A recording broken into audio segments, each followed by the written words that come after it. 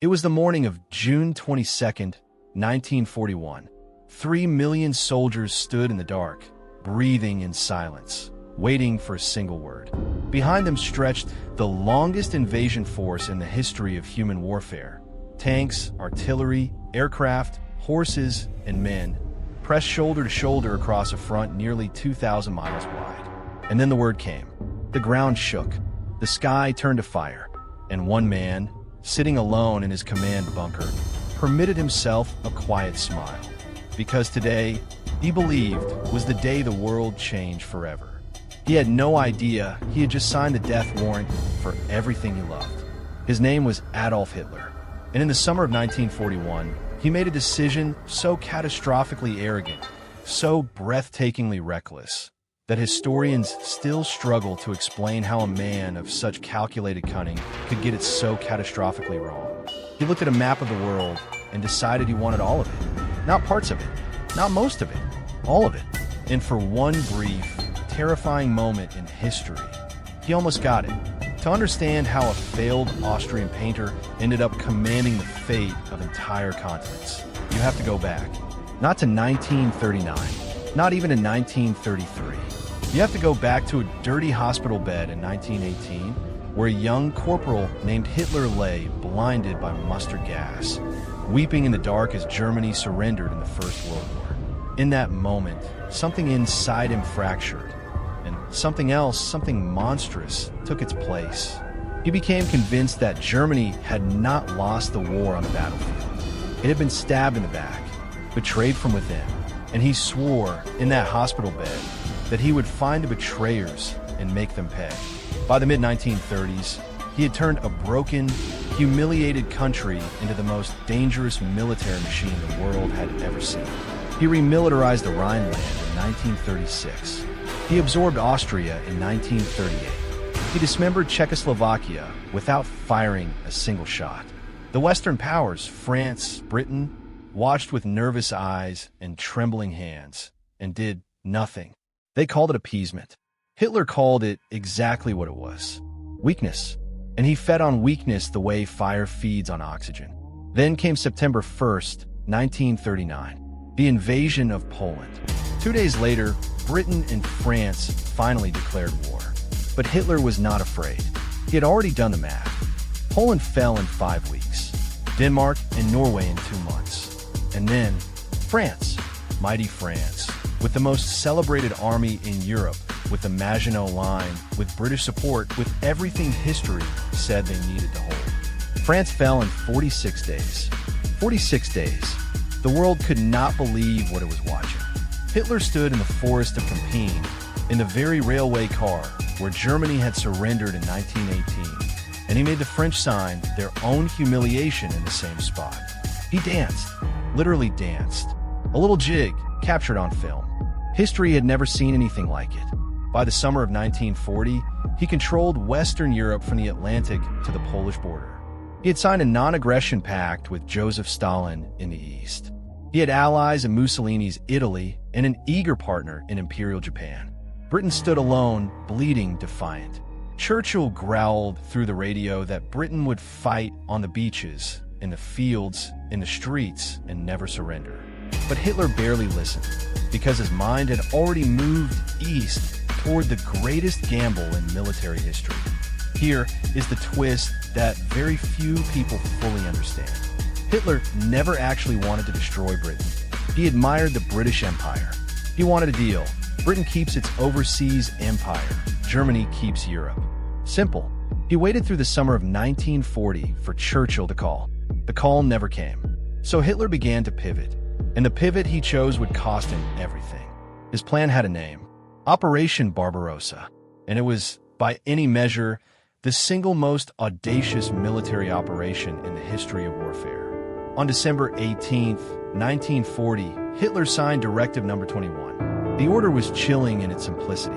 Germany would invade the Soviet Union. Not probe it, not raid it, destroy it, completely, before winter, in what Hitler estimated would take no more than 10 weeks. 3 army groups, north, center, and south, would advance simultaneously across a front stretching from the Arctic to the Black Sea. They would capture Leningrad, Moscow, and the oil fields of the Caucasus.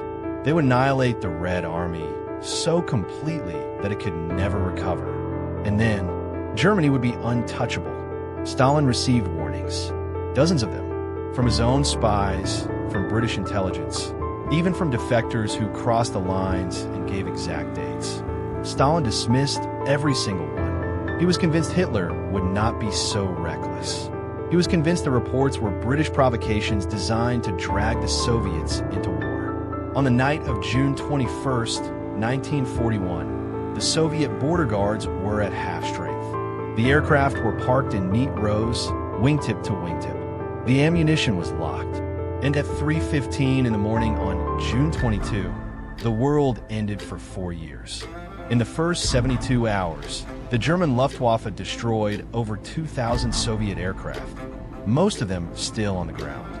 Entire Soviet armies were encircled within days.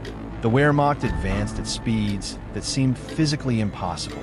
In the first 6 months of the campaign, the Germans captured over 3 million Soviet prisoners of war. 3 million. It remains the largest mass capture of military personnel in all of recorded history. Hitler looked at his maps and saw only confirmation of what he had always believed. Slavic people, he declared, had no capacity for real resistance.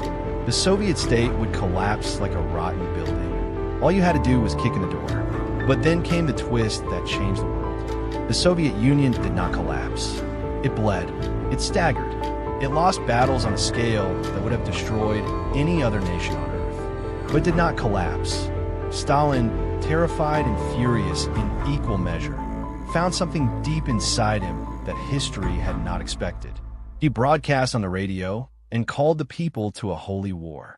Not a communist war, a patriotic war, a war for the motherland. And the people, ordinary Russian, Ukrainian, Belarusian men and women, responded with a ferocity that left German commanders speechless. They blew bridges with themselves still on them. They burned their own cities to deny the Germans shelter. They froze to death in the snow rather than retreat. In the snow, nobody who was not there can truly understand what the Eastern Front winter did to human beings. Hitler had told his generals the campaign would end before autumn.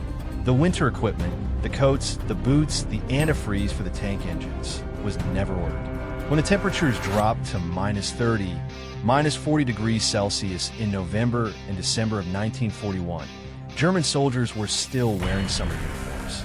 They burned their horses for warmth. They packed frozen corpses around themselves in the snow to block the wind. The very lubricant in their rifles froze solid. And just outside Moscow, just 12 miles from the Kremlin, the German advance stopped. Stopped completely. It never recovered those miles. On the other side of the world, something else was happening. Something Hitler had not counted on and should have. On December 7th, 1941, Japan attacked the American naval base at Pearl Harbor. And 4 days later, 4 days in one of the most catastrophically self-destructive decisions in military history, Hitler declared war on the United States of America. Nobody asked him to. Japan had not attacked the Soviet Union or anyone in Europe. There was no treaty requiring Germany to enter the Pacific War. Hitler simply decided that America was decadent, soft, and too divided to fight. He had been listening to his own propaganda for too long. Franklin Roosevelt stood before Congress the day after Pearl Harbor and asked for a declaration of war against Japan. He was going to stay out of Europe. The American public did not want a European war. Hitler handed it to him. Within days, the full industrial and military weight of the United States began to turn, slowly and then with terrifying momentum, toward Germany. The man who had danced in the Compiègne railway car had just united his three most formidable enemies, Britain, the Soviet Union, and America, into a single coalition against him. In Berlin's Reich Chancellery, behind closed doors, some of Hitler's closest generals began to do quiet mathematics. They looked at the numbers, the Soviet manpower reserves, American industrial output, British naval dominance, and they felt something generals are not supposed to feel: despair. General Halder, Hitler's chief of army staff, wrote in his diary, that the vision of a quick campaign in the East had irrevocably shattered. He wrote it carefully in small, precise letters, as if hoping the words would not be true if written small enough. The tide did not turn in a single dramatic moment. It turned in 1,000 small, brutal moments across 3 years of slaughter. It turned at Stalingrad in the winter of 1942 to 1943, where the German Sixth Army, 300,000 men, was encircled and ground to dust in an urban hell of such violence that soldiers measured their survival in hours. It turned at Kursk in the summer of 1943, the largest tank battle in history, where the last great German offensive in the East died in the mud and the fire. It turned on the beaches of Normandy on June 6, 1944, when the Western Allies smashed open a second front that Germany had no resources left to close. And through it all, Hitler refused to accept reality. He fired generals who told him the truth. He moved divisions on maps that no longer existed on the ground. He declared cities fortresses and ordered soldiers to hold them to the last man, producing nothing but mass graves. The man who had once read a continent like a chessboard now sat in a concrete bunker 50 feet underground in Berlin, pale and shaking, pushing phantom armies across a crumbling empire. On April 30th, 1945, with Soviet soldiers fighting block by block less than a mile from his bunker, Adolf Hitler put a pistol to his head and pulled the trigger. The man who had wanted the entire world died in a hole in the ground, surrounded by rubble. The 1,000-year Reich he had promised lasted 12 years, for months and 8 days. Here is the thought that history leaves us with. Hitler did not come close to winning because he was weak. He came close to winning because he was terrifyingly effective, until the moment he believed his own myth. The moment he stopped calculating and started believing he was destiny itself. That was the moment the end began. Power without humility does not conquer the world. It digs its own grave. And the only question is how many millions of innocent people are buried in it first.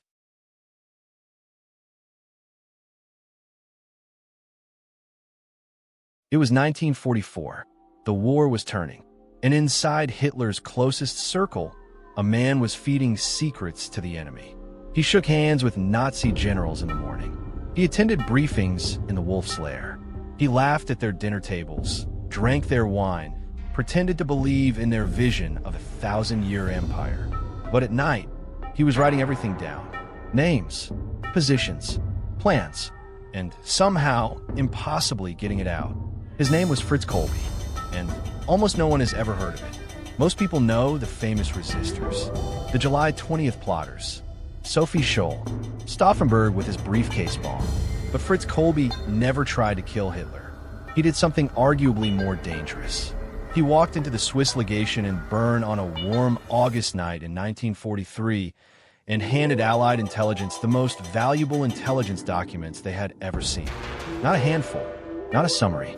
Over 1,600 classified Nazi Foreign Office cables. He didn't want money. He didn't want glory. He just wanted the war to end. The Americans thought it was a trap. Fritz Kolbe was born in 1900 in Berlin. Working-class family. No aristocratic connections. No university degree. No path into the elite circles of German power. He started his career as a simple clerk in the German Foreign Office. But Fritz had something that couldn't be taught. He was invisible, quiet, meticulous, forgettable in all the right ways. And over 2 decades, he climbed slowly, carefully into a position that would change the course of the Second World War. By 1939, Kolbe was the personal assistant to Karl Ritter, one of the most senior diplomats in Nazi Germany's foreign ministry. Ritter was the liaison between the Foreign Office and the Wehrmacht High Command, which meant Fritz Kolbe had access to everything. Military dispatches, diplomatic cables, intelligence reports from German agents across the world. Every day, classified documents passed through his hands. And every day, Fritz Kolbe read them and felt sick. He had never been a Nazi. He had watched the brown shirts march through Berlin with cold dread. He had seen Jewish neighbors disappear. He had read the memos that no civilian would ever see, memos describing deportations, mass shootings, the systematic machinery of genocide. While other clerks looked away, Fritz looked closer, and he made a decision that most men would never dare to make. He would betray them, all of them, from the inside. But how do you pass secrets out of Nazi Germany when you're not a spy, have no training, no contacts, no network?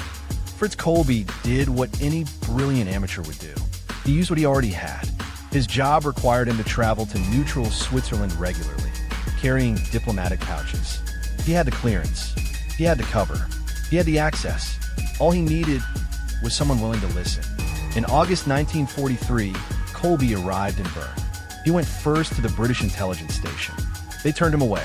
They thought he was a plant, a double agent, a Nazi trick.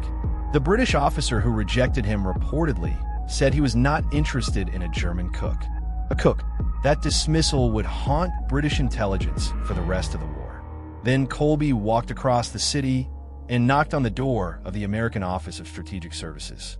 The man who answered was Alan Dulles. Dulles was the OSS station chief in Bern, sharp, calculating, and hungry for exactly the kind of breakthrough that Fritz Kolbe represented. But even Dulles was suspicious. He spent hours interrogating Kolbe, probing for inconsistencies, searching for any sign of deception. Kolbe sat quietly, answered every question, and then placed 186 classified Nazi Foreign Office cables on the table between them. Dulles stared at the documents. He had never seen anything like them. The cables were authentic, unambiguously, shockingly authentic. They contained the locations of German agents across the world. They contained details of German military strategy. They contained diplomatic communications that gave the Allies a window directly into the thinking of Hitler's government. Dulles sent a message back to Washington that night. He had found, he wrote, the best secret agent of the war. They gave Kolbe a code name, George Wood. Over the next 18 months, Kolbe made 4 separate trips to Bern. Each time, he brought more. He photographed documents at his office in Berlin. He hid them in his coat, his luggage, a thermos flask. He smuggled them past SS checkpoints, past Gestapo scrutiny, past the paranoid internal security apparatus of a regime that executed people for far less. He was terrified every single time. He later said his hands shook for days after each crossing. And then came the twist that almost ended everything. In 1944, the Gestapo began to suspect there was a mole inside the Foreign Ministry. They didn't know who. They didn't know how the leaks were happening, but they were watching. They started narrowing the circle. And Karl Ritter, Kolbe's own boss, was placed under informal surveillance, which meant everyone around Ritter, including Fritz Kolbe, was being watched too. Kolbe kept going anyway. The documents he delivered in late 1944 were extraordinary. Among them were cables revealing the identity of a German spy embedded inside the British embassy in Turkey. A man named Eli Issa Basna, codenamed Cicero, who had been photographing British classified documents and selling them to the Germans. The Allies now knew about Cicero. They could control the damage. They could feed false information back through that channel. One intelligence coup had neutralized another. But the information Fritz Kolbe was delivering went far beyond individual spies. He was handing the Allies a real-time map of Nazi Germany's diplomatic and military mind. When the Allies landed at Normandy in June 1944, some of the deception planning that helped make D-Day successful had been informed by intelligence that traced back, in part, to documents Fritz Kolbe carried in a thermos flask across the Swiss border. A clerk from a working-class family in Berlin, helping shape the most important military operation in history. Not everyone believed him. Even then, there were senior figures in American intelligence who remained convinced that George Wood was too good to be true, that no single source could be this prolific, this accurate, this consistent. They ran verification checks constantly. They cross-referenced his documents against other intelligence. And every single time Fritz Kolbe checked out, every single time he was telling the truth. Meanwhile, back in Berlin, the walls were closing in on everyone. By early 1945, Germany was collapsing. Soviet forces were driving from the east. Allied bombers were reducing German cities to rubble. The regime was eating itself. SS units were executing Germans suspected of defeatism. Senior officers were being hanged with piano wire for the slightest whisper of disloyalty. The atmosphere inside the foreign ministry was one of pure, suffocating terror. Fritz Kolbe kept his face neutral. He kept filing documents. He kept attending meetings. He kept playing the role of the loyal, unremarkable civil servant. And he kept finding ways to pass information out. When Germany surrendered in May 1945, Fritz Kolbe believed his moment had come. He had risked everything.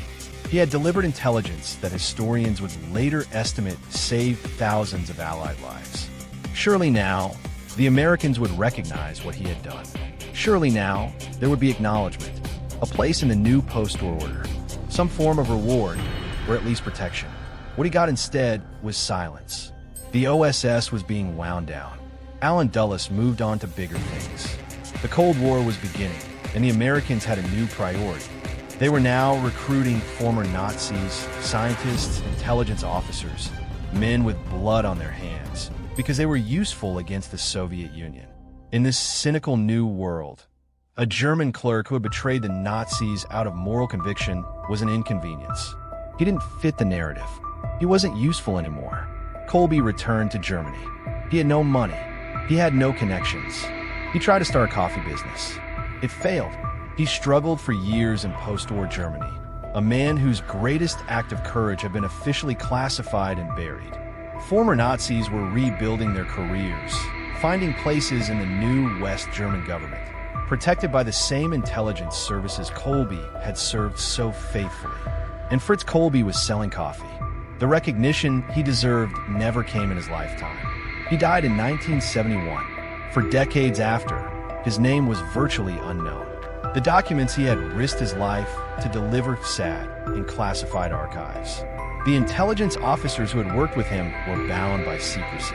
The official histories of the Second World War were written without him. The man who had done more damage to Nazi Germany from the inside than almost any other individual simply disappeared from history. It was only in the 1990s, when American intelligence archives began to be declassified, that the full picture of George would slowly emerge. Historians and journalists began piecing together what Fritz Kolbe had actually done. The scale of it was staggering. Over 1,600 documents. 18 months of continuous espionage from inside one of the most dangerous governments in human history. With no training, no support network, and nothing but his own moral conviction to sustain him. Allen Dulles, who went on to become the director of the CIA, had called him the best secret agent of the war. That assessment, made in 1943, has never seriously been challenged.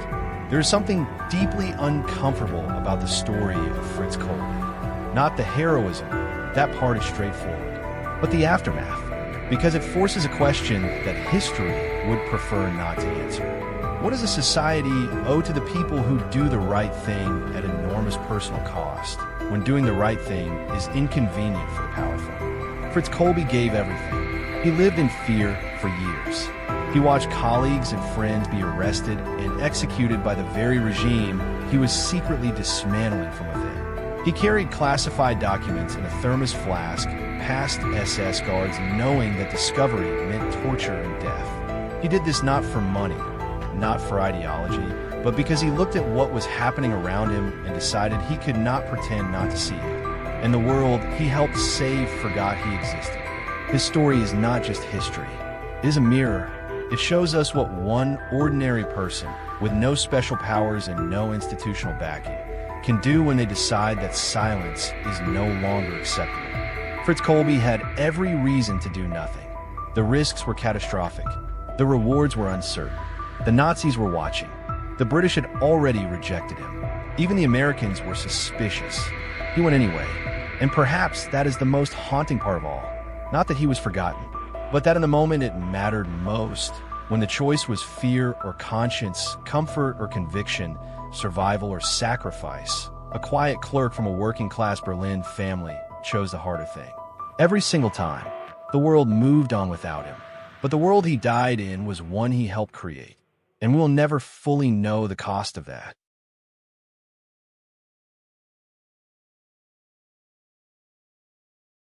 It was April 29th, 1945. 2 in the morning.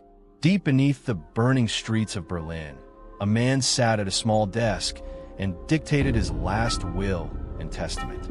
Above him, Soviet artillery shook the earth so violently that dust rained from the ceiling with every explosion.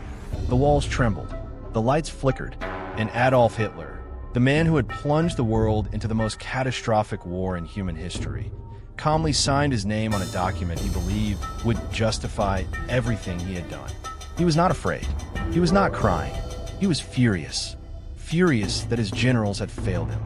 Furious that the German people had not been worthy of his vision. And somewhere in that twisted mind, he still believed he would be remembered as a hero. He would be dead in less than 22 hours. What happened inside the Führer bunker in those final 48 hours is one of the most extraordinary, disturbing, and haunting stories of the 20th century. Not because of grand battles or sweeping military movements, but because of what it reveals about the human capacity for self-deception, loyalty, betrayal, and madness. This is not the story you learned in school.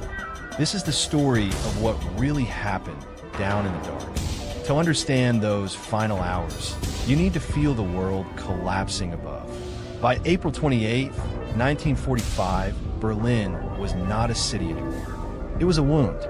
Soviet forces under Marshal Georgy Zhukov had encircled it completely.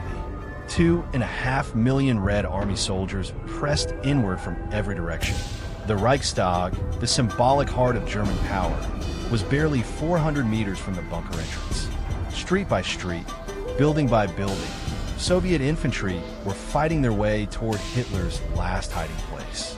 The city burned day and night. The smell of smoke, ash, and death hung over everything. And 30 meters underground, in a series of small concrete rooms reinforced with meters of steel and earth, the man responsible for it all sat waiting. The Führer bunker was not luxurious. People imagined some underground palace. It was not. It was cramped, damp, and suffocating. 18 small rooms, low ceilings, the constant thrum of diesel generators that filled every room with noise and exhaust fumes. The ventilation system pumped and filtered air, but it always smelled stale and metallic. Maps covered every available surface. And the people inside, they existed in a kind of collective madness. Some were drunk, some were weeping, some were still writing military orders for armies that no longer existed. Hitler himself had changed almost beyond recognition. Those who had served him for years were shocked by what they saw.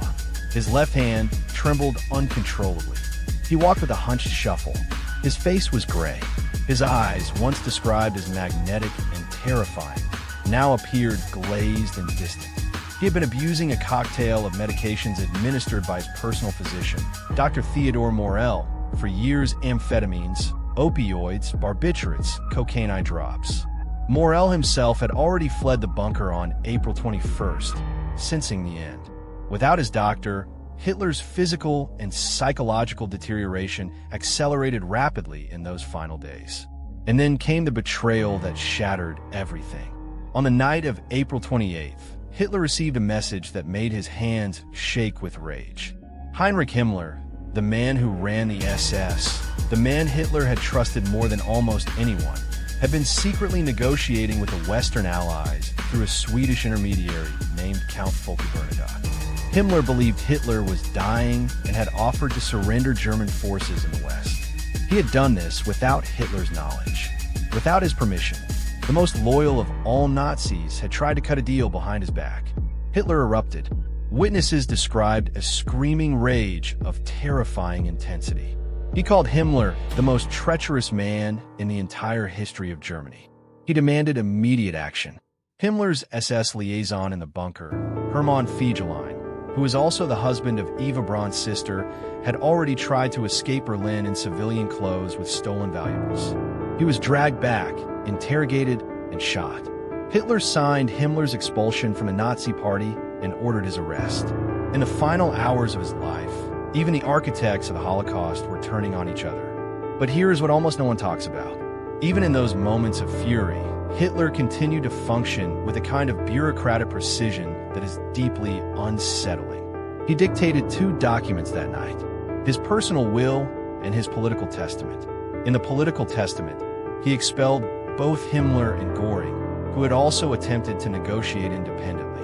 He appointed Admiral Karl Donitz as his successor. He laid out instructions for a new German government.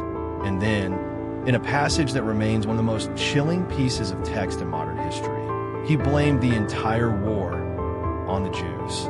Not on his own decisions, not on the invasions, the massacres, the death camps. The Jews, even facing death, the ideology held. The personal will contain something far more human, and in its own way, far more disturbing. He announced that he would be marrying Eva Braun. Eva Braun had followed Hitler into the bunker voluntarily.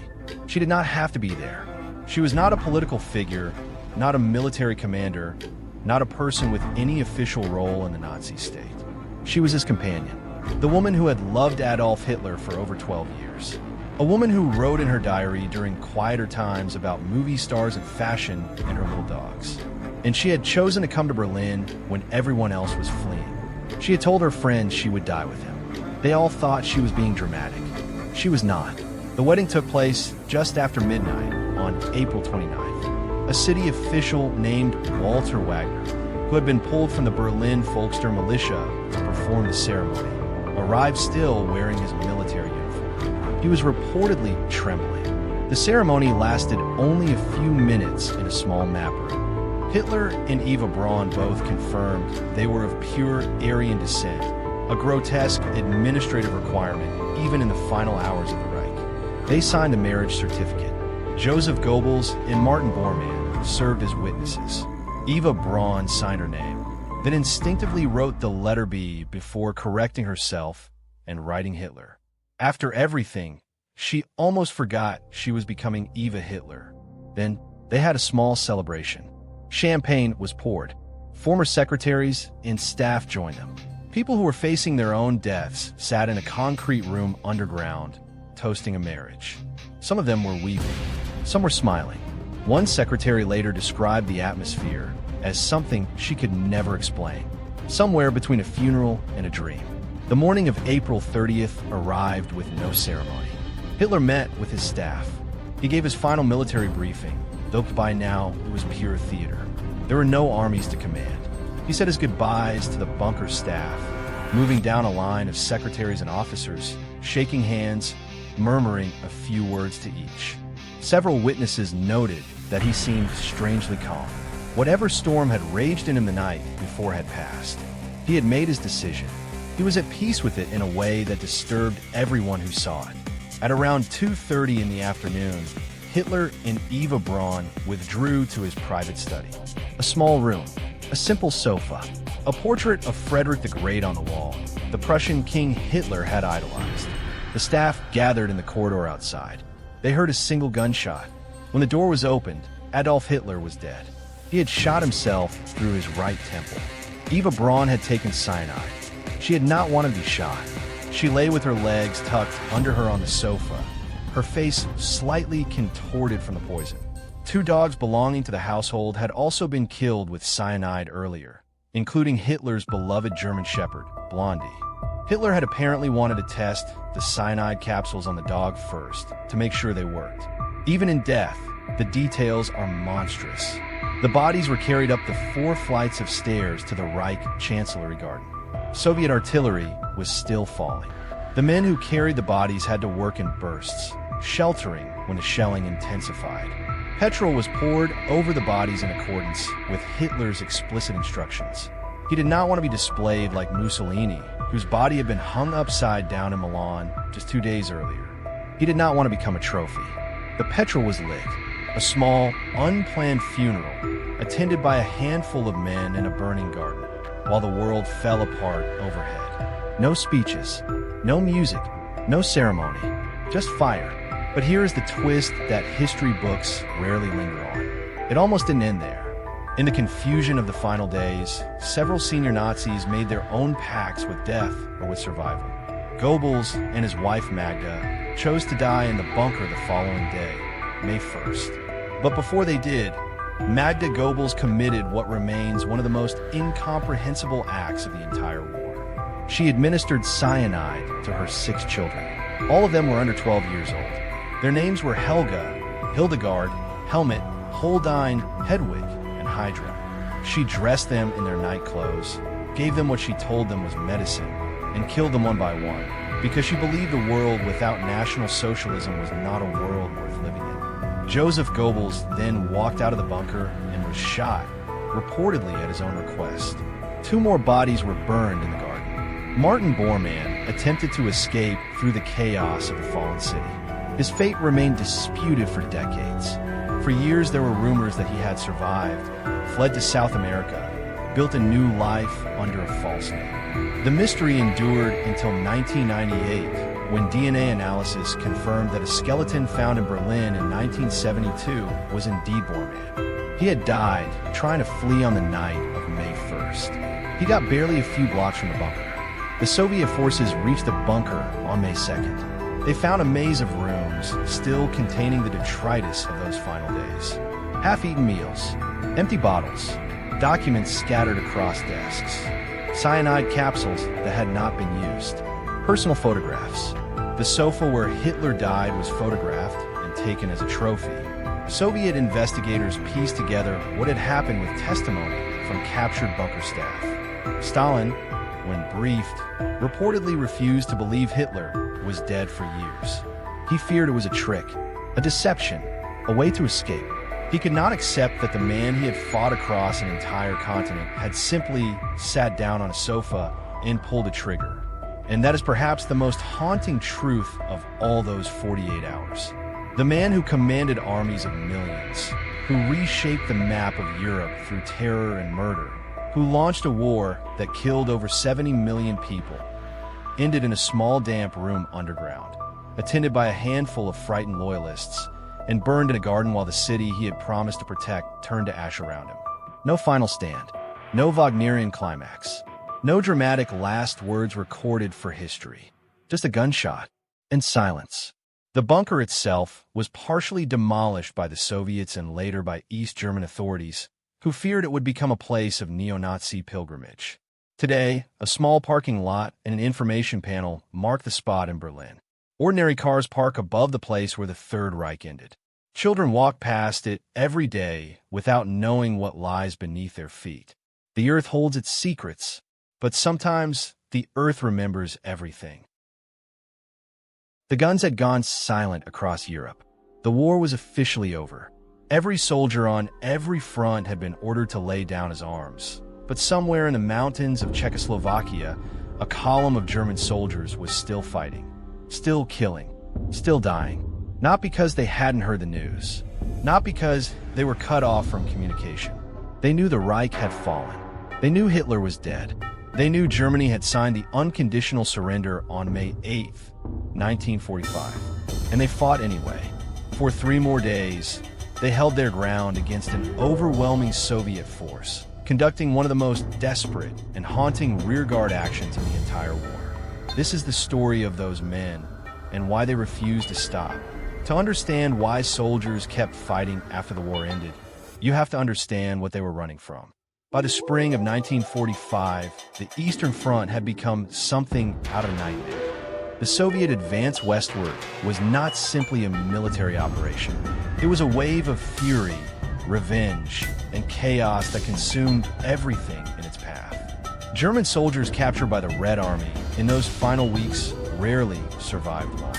Civilians were massacred, towns were burned, and the men of Army Group Center, still holding large swaths of Czechoslovakia, knew exactly what awaited them if the Soviets got their hands on them. Death, or something worse than death.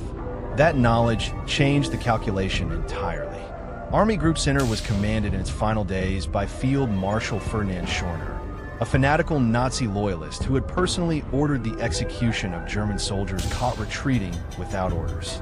He was brutal, feared, and despised by his own men. But even Schorner's iron grip was beginning to dissolve in early May 1945. Word had spread through the ranks like wildfire. The Führer was dead. Berlin had fallen. The Reich was finished. And yet, the front was still moving. The Soviets were still advancing. And hundreds of thousands of German soldiers were desperately trying to push west to reach the Americans before the Red Army reached them.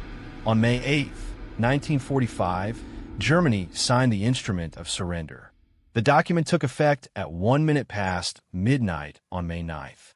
That was the official end of the war in Europe. But in Czechoslovakia, a battle was only just beginning.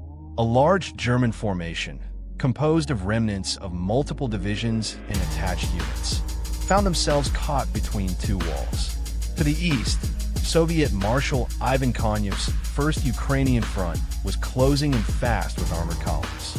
To the west was the only escape, the American lines near Plzeň, a thin corridor, narrowing by the hour, and in between, hundreds of thousands of desperate men, horses, vehicles, and civilians all surging towards salvation. The unit that has become the most striking symbol of this last stand was part of the rear guard assigned to hold back the Soviet advance long enough for others to escape. These men were not fanatical SS diehards making a suicidal last gesture for the ideology. Many of them were ordinary Wehrmacht soldiers, exhausted, frostbitten, hollow-eyed men who had been fighting without pause since the snow of the Russian steppes. They held their ground not for Hitler, not for National Socialism. They held it so that the column behind them, the women, the children, the wounded soldiers, the terrified civilians fleeing west, could keep moving. Every hour they bought with their blood was an hour that someone else used to survive. May 9th, the war is officially over, but the fighting is fierce. Soviet T-34 tanks are pushing through the mountain passes, and German anti-tank crews are knocking them out one by one. Artillery is exchanging fire over hills that have no strategic value to anyone anymore. Men are dying in a war that no longer legally exists. The Soviets, ordered to secure all German forces and prevent any escape to the American zone, are pressing hard. The pressure is immense, and the rear guard holds. Here is the twist that history rarely tells you. The Americans knew. General George Patton's Third Army was sitting at the agreed demarcation line, and the commanders were fully aware that German forces were trying to push through to surrender to them rather than the Soviets. Some American units quietly looked the other way. A few officers made informal arrangements, allowing German soldiers to filter through the lines and formally lay down their arms to U.S. forces. It was a direct violation of the agreements made at Yalta, where the Allies had agreed that all forces on their respective fronts would surrender to the corresponding Allied army. The politics of the post-war world were already fracturing, and those fractures were saving lives. But for the rear guard, there was no miracle coming. They couldn't move. They were the plug in the bottle. If they broke, the Soviets would pour through and cut off the entire westward escape. So they stayed. May 9th turned into May 10th. The fighting continued with shocking intensity. Soviet commanders were furious. They had expected total German collapse. Instead, they were taking casualties from soldiers who, according to every document signed in Berlin, were no longer at war with anyone. The surreal horror of it is almost impossible to comprehend. Two sides locked in combat, one trying desperately to honor a surrender that their commanders had already signed, the other refusing to honor it until their people were safe. May 10th became May 11th. The rear guard was shrinking, not from surrender, from death. Men were falling in positions they had no reason to hold except the most human reason imaginable. The man next to them was counting on them. The family in the column behind them was counting on them. The wounded soldier in the cart 50 meters back, who couldn't run, couldn't fight, could only pray, was counting on them. Military historians would later argue about the tactical and strategic logic of those 3 days of fighting. But the men who were there didn't speak in those terms. They spoke about the faces they saw, the people they got out. By May 11th, the main body of the German forces had largely crossed into American-held territory. The escape corridor had served its purpose, and now the rear guard began its own withdrawal, fighting inch by inch back through the mountain passes, still under Soviet fire. Some made it, some did not. And when the last shots were finally fired, when the last position was finally overrun or abandoned, the men who had kept fighting for 3 days after the war ended either walked into American captivity or fell into Soviet hands. The ones who reached the Americans spent months in prisoner of war camps before being repatriated. The ones taken by the Soviets, many of them were never heard from again. The scale of what happened in those final days in Czechoslovakia is staggering. Historians estimate that between 800,000 and 1 million German soldiers and civilians were attempting to move westward in that chaotic final week. The Prague Offensive, as the Soviets called it, was the last major operation of the Second World War in Europe. Marshal Konev's forces took enormous numbers of prisoners, but a significant portion of that massive group, because of the rearguard actions fought in the hills and passes, managed to reach the American lines. Men who might have disappeared into Soviet captivity or been killed in the chaos instead lived to go home. And here is the detail that makes you stop breathing for a moment. Field Marshal Schorner, the man who had ordered his own soldiers shot for retreating, did not stay with his men. On May 8th, as the army he commanded was fighting for its survival, Schorner changed into civilian clothes. He boarded a small aircraft, and he flew west, abandoning his soldiers to the chaos he had helped create. He was eventually captured by the Americans and later handed over to the Soviets. He spent years in a Soviet prison before being returned to West Germany, where he was convicted of manslaughter for the soldiers he had ordered executed. The men who fought to the last were led by a man who ran to the first. The history books, especially those written in the first decades after the war, largely overlooked what happened in Czechoslovakia in those 3 days after May 8th. The fall of Berlin was the story. Hitler's death was the story. The signing ceremony in a schoolhouse in Reims, France, where German representatives put their signatures to the document of unconditional surrender. That was the story. The rear guard in the Bohemian Mountains was a footnote. A messy, complicated footnote involving men in a uniform the world had every reason to despise, doing something that was at the same time both a war crime in technical terms and a profoundly human act. They kept fighting. They kept others alive. And then they disappeared from history. Czech civilians caught in the middle of this final storm had their own nightmare to navigate. The Prague Uprising had begun on May 5th, with Czech resistance fighters rising against the German occupation inside the city. By May 9th, Soviet tanks were rolling into Prague to scenes of jubilation. But in the countryside between Prague and Plzeň, the war was still grinding on. Villages that had survived 6 years of occupation now found themselves caught between retreating German forces and advancing Soviet columns. The last days of the war were, for many Czech civilians, among the most dangerous. Some of the German soldiers who fought those last 3 days later wrote memoirs or gave testimonies to historians.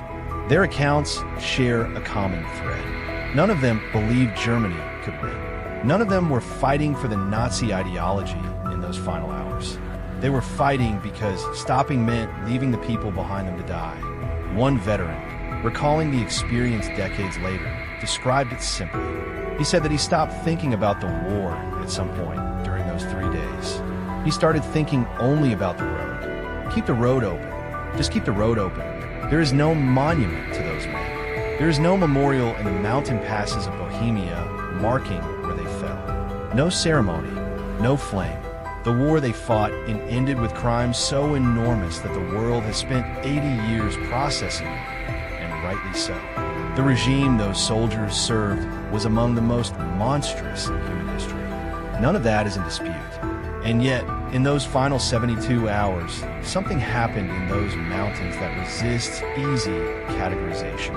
Something that sits uncomfortably at the intersection of duty and desperation, of loyalty and love, of a cause already lost and a road that still needed to stay open. History tends to remember wars by their beginnings and their endings, by declarations and surrenders, by the men who gave orders and the moments when the last shot was fired somewhere official enough to be recorded. But wars don't end the way documents suggest.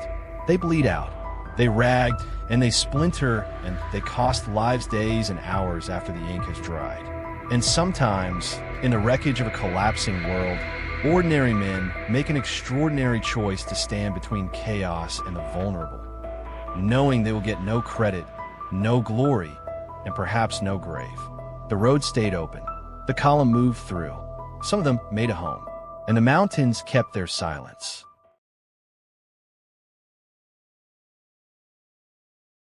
It is the spring of 1944. Deep beneath the French countryside, inside a labyrinth of reinforced concrete and stolen steel, men are working in silence. Not soldiers, scientists. Their hands are trembling, not from fear but from exhaustion.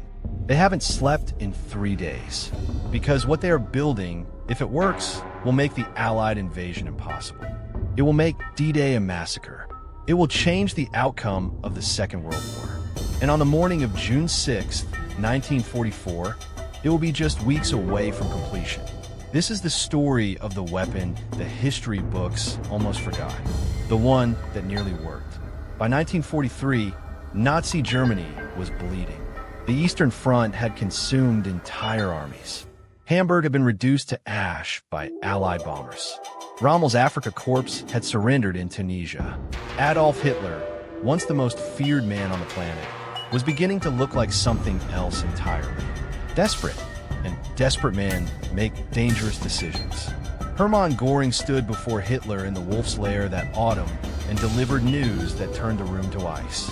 The Luftwaffe could no longer guarantee air superiority over Western Europe. The skies that Germany had once owned belonged to someone else now. British Spitfires, American P-51 Mustangs. They were everywhere, and everyone in that room understood what that meant.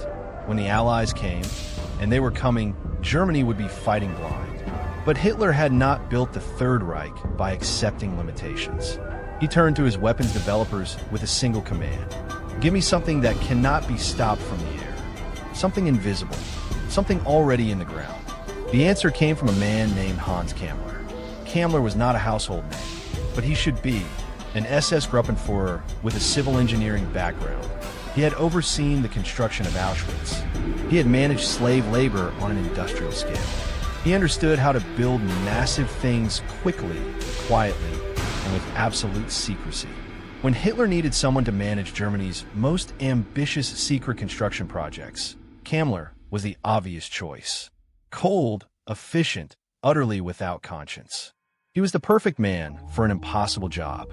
The project was called Organisation Todt, named after Fritz Todt, the engineer who had built the Autobahn and the Atlantic Wall before dying in a mysterious plane crash in 1942. Under Kammler's command, this organization would now focus its entire industrial muscle on a single objective: building a weapon delivery system so revolutionary, so deeply buried, that no Allied bomb could touch it. They called it the Hochdruckpump, the high-pressure pump, but history would come to know it by another name, the V3. Let that sink in for a moment. Most people know about the V1, the buzzing flying bomb that terrorized London. Most people know about the V2, the ballistic missile that arrived faster than sound. But the V3 was something else entirely. Something that makes the other two look like fireworks. The concept was not new. Engineers had theorized about it since the First World War. A supergun, not just a large cannon. Every army had those, but a cannon of almost incomprehensible length. A barrel so long that it could use a series of sequential propellant charges to accelerate a shell far beyond anything conventional artillery could achieve. Each charge would fire at precisely the right moment as the projectile passed it, pushing it faster and faster, stage after stage, until it reached a velocity that could hurl a shell over 200 kilometers. From France, straight into the heart of London. The chosen site was a chalk hillside near Mimoyex, in the Pas-de-Calais region of northern France. It was perfect. The chalk could be tunneled easily. The hillside naturally pointed toward England, and the location was close enough to the English coast that even if the gun underperformed, it would still reach its target. Workers, most of them slave laborers, prisoners dragged from across occupied Europe, began drilling in November 1943. They worked in shifts around the clock. They carved enormous angled shafts deep into the earth, each one precisely angled at the correct elevation to strike London. Not one barrel, 5 clusters of 5 barrels each. 25 guns in total, buried inside a French hillside, invisible from the air, impervious to bombing. The plan was to fire 10 shells per barrel per hour. That is 250 shells raining down on London every single hour. Every hour, around the clock, with no warning, no sound until impact. The city would have been uninhabitable within days. And here is where the story twists into something almost unbelievable. Allied intelligence knew something was happening at Mimoyex. Aerial reconnaissance photographs showed enormous construction activity, concrete deliveries on a scale that made analysts nervous. But they did not know what was being built. Was it another V-1 launch site? A fuel depot? A submarine facility? The debate inside British intelligence went on for months. And every week that passed, the tunnels got deeper. The barrels got longer. The countdown to completion crept forward. Winston Churchill was briefed in early 1944. The reports were fragmentary, contradictory, frustrating. His scientific advisor, Lord Charwell, insisted it was probably nothing extraordinary. But Duncan Sandys, Churchill's son-in-law who headed the investigation into German secret weapons, was not so calm. He had seen what the V-1 and V-2 were capable of. He believed there was a third weapon, something they hadn't identified yet. He was right.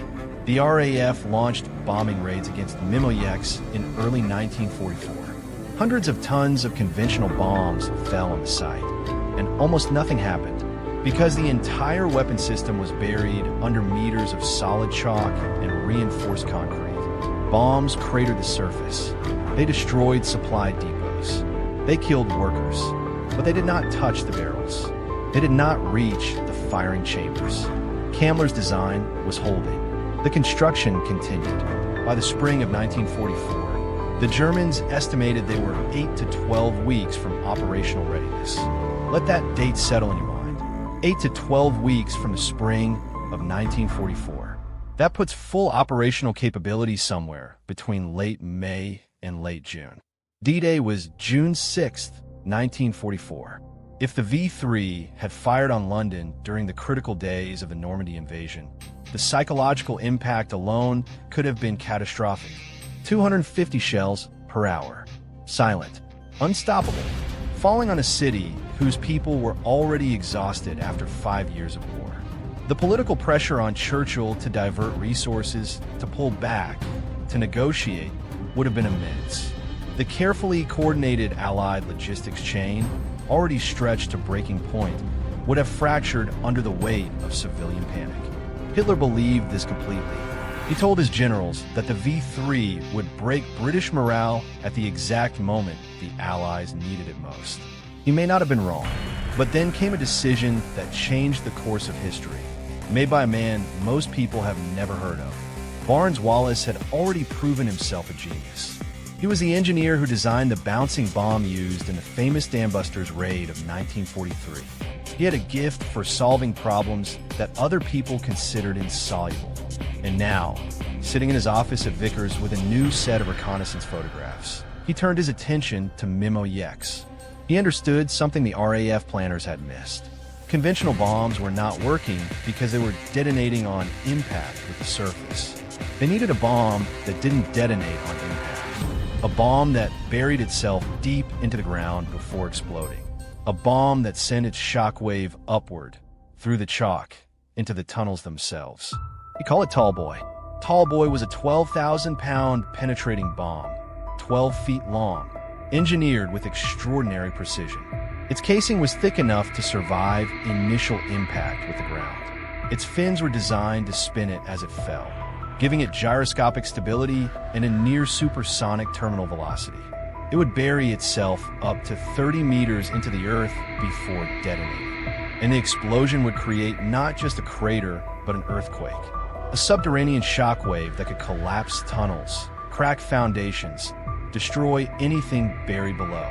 On July 6, 1944, exactly 1 month after D-Day, 617 Squadron, the same Dambusters unit that had proven what precision bombing could achieve, attacked Mimoyex with Tall Boys. The bombs fell through the chalk. They found the tunnels. The shockwaves tore through the reinforced shafts like water through paper. Several barrels were destroyed. The structural integrity of the entire facility was compromised. German engineers surveyed the damage and delivered their verdict. The site was no longer viable for the original 25-barrel design. They scaled back, attempted repairs, launched limited tests with 2 operational barrels at a different site. And the results confirmed their worst nightmare. The weapon worked. The shells reached their targets. But it was too late. The invasion had succeeded. The momentum had shifted. Within weeks, Allied ground forces were sweeping toward the Pas-de-Calais. On September 6, 1944, Canadian troops overran Mimoyex. They found the tunnels.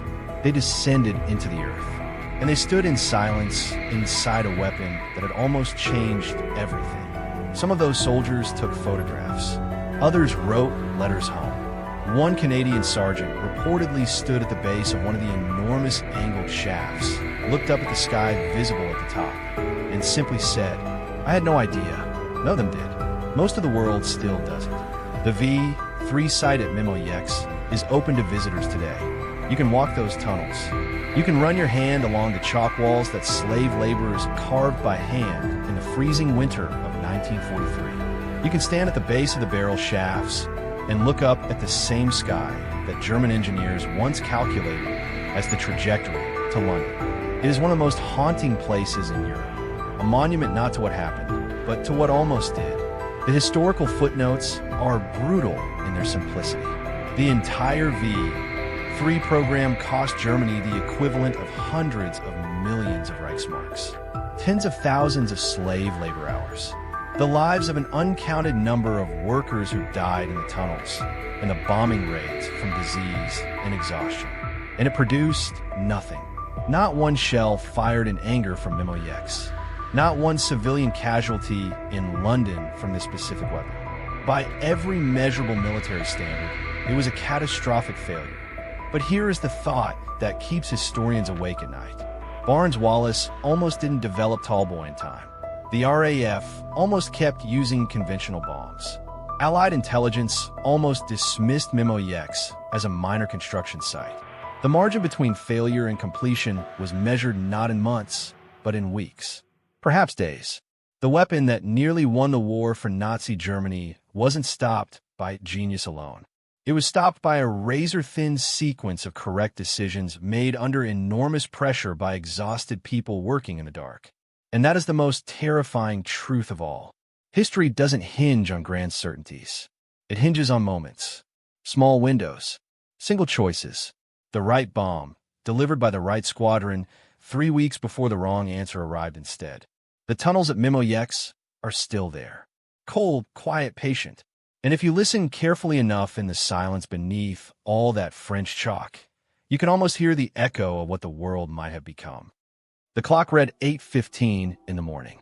A Tuesday. Children were walking to school. A tram was making its route. A man was drinking tea on his porch. Then nothing. In less than 1 second, 70,000 people ceased to exist. The city of Hiroshima was not bombed. It was erased. And the man who gave the order never saw it coming either. August 6th, 1945. High above the Pacific skies, a lone B-29 bomber named the Enola Gay was carrying the weight of history. Colonel Paul Tibbets Jr. sat at the controls. Calm, focused. He had flown combat missions before. He knew what danger felt like. But this morning was different. This morning, deep in the belly of his aircraft, sat a single bomb called Little Boy. A weapon so powerful that the scientists who built it weren't entirely sure it would work, or if it did work, whether the plane would survive the blast. They had run the numbers. The escape window was narrow, terrifyingly narrow. Tibbets had been handpicked for this mission personally. He didn't know the full scope of what he was delivering until weeks before the flight. When they finally told him, he didn't hesitate. Not once. He trained his crew in absolute secrecy at Windover Field in Utah, a base so remote that new arrivals thought they'd been sent to the wrong address. No one talked. No one asked questions. That was the rule. And for 18 months, the Manhattan Project, the most expensive, most secretive weapons program in human history, had been building toward this single moment. Now here's what most people don't realize. Little Boy wasn't even the most advanced weapon America had. It was considered the backup design. Simpler, less efficient. The scientists had so much confidence in a different bomb, Fat Man, that they never even tested Little Boy before dropping it on a populated city. Think about that. The first time that uranium gun-type bomb was ever detonated in the history of the world, it was over Hiroshima. At exactly 8:15 a.m., the bomb bay doors opened. Little Boy fell. For 43 seconds, it dropped through clear blue sky. The Enola Gate banked hard, diving away at maximum speed. The crew put on their polarized goggles. Tibbets gripped the controls. Every man on board held his breath. Then the world split open. The explosion detonated at roughly 1,900 feet above ground. Airburst by design to maximize the radius of destruction. The fireball reached temperatures hotter than the surface of the sun. In the epicenter, human beings were vaporized instantly. Their shadows burned permanently into stone and concrete like dark photographic negatives. A man eating his breakfast. A woman hanging laundry. Gone. Not dead. Gone. The shockwave traveled outward at supersonic speed, collapsing buildings, shattering glass, turning the city into a storm of fire and debris. And then came the silence. The terrible, suffocating silence that survivors would describe for the rest of their lives and never fully find words for. The Enola Gay was shaken violently by the pressure wave, even from miles away. Tail gunner Bob Karen, looking back through his scope, described what he saw as a purple, boiling mass. A cloud forming a shape the world had never seen before. They had survived, barely. But here's where the story takes a turn that history books rarely linger on. Among the ruins of Hiroshima that morning, a Jesuit priest named Father Wilhelm Kleinsort staggered out of a collapsed building, bleeding and confused. He was a German national living in Japan, and against every statistic, every calculation, every scientific model, he survived the hypocenter at less than 1 mile. Over the following days, he pulled survivors from rubble. He gave water to the dying. He carried the wounded on his broken body until he could carry no more. Father Kleinsorge would live for another 41 years. He became a Japanese citizen. He took the name Makoto Takakura, and he spent the rest of his life caring for atomic bomb survivors, called hibakusha, many of whom were shunned by their own society because people feared radiation was contagious. Radiation, that was the horror no one fully understood yet. Not the American military, not the Japanese government, not even the doctors on the ground. In the days after the blast, people who appeared to have survived with minor injuries began dying. Their hair fell out. They bled from their eyes. Their immune systems collapsed. They called it atomic bomb disease. The world was learning in real time through the bodies of civilians what nuclear fallout actually does to human flesh. 3 days after Hiroshima, it happened again. Nagasaki, August 9th, 1945. A B-29 called Boxcar, piloted by Major Charles Sweeney, was carrying Fat Man, the plutonium implosion bomb. The primary target was actually Kakura, but when Sweeney arrived over Kakura, he found it covered in clouds and industrial smoke. He circled 3 times. The bombardier couldn't get a visual. They had strict orders, visual confirmation only. So Sweeney turned the plane toward the secondary target, Nagasaki. In that decision, that turn of a plane meant the difference between life and death for hundreds of thousands of people in Kakura who would never know how close they came to annihilation. The Japanese began calling Kakura the City of Luck. People from Kakura still speak of it in hushed tones today. Over Nagasaki, the clouds almost saved the city too. Visibility was poor, with fuel running low and no room for more delays. Bombardier Kermit Behan spotted a break in the clouds at the last possible second. He released Fat Man. The bomb drifted off target by nearly 2 miles due to cloud interference. That drift saved the lower portion of the city, but it still killed an estimated 40,000 people instantly, 80,000 by the end of the year. In Nagasaki's Urakami Cathedral, the largest cathedral in East Asia at the time, was obliterated. It had been the heart of Japan's oldest Catholic community, centuries old, built by hidden Christians who had survived centuries of persecution. It was gone in a flash. Now here is the twist that almost nobody knows. Japan's Supreme War Council met in emergency session after Nagasaki. 6 men held the fate of the war in their hands. 3 wanted to surrender. 3 wanted to fight to the last man, woman, and child. They were deadlocked. In Japanese governmental tradition, a deadlocked council means no decision. The war would continue, and the Americans had more bombs being prepared. More cities on the list. Osaka, Tokyo, Kyoto had been deliberately removed from the target list by Secretary of War Henry Stimson, who had visited it on his honeymoon and considered it too culturally sacred to destroy. A remarkable and haunting footnote in the history of mass destruction. Emperor Hirohito broke the deadlock. He did something no Japanese emperor had done in living memory. He spoke, in person. He said the unthinkable words. He said Japan must endure the unendurable. He recorded a radio address, the first time his voice had ever been broadcast to the Japanese public. Many of his subjects had never heard his voice before. Some didn't even know what he looked like.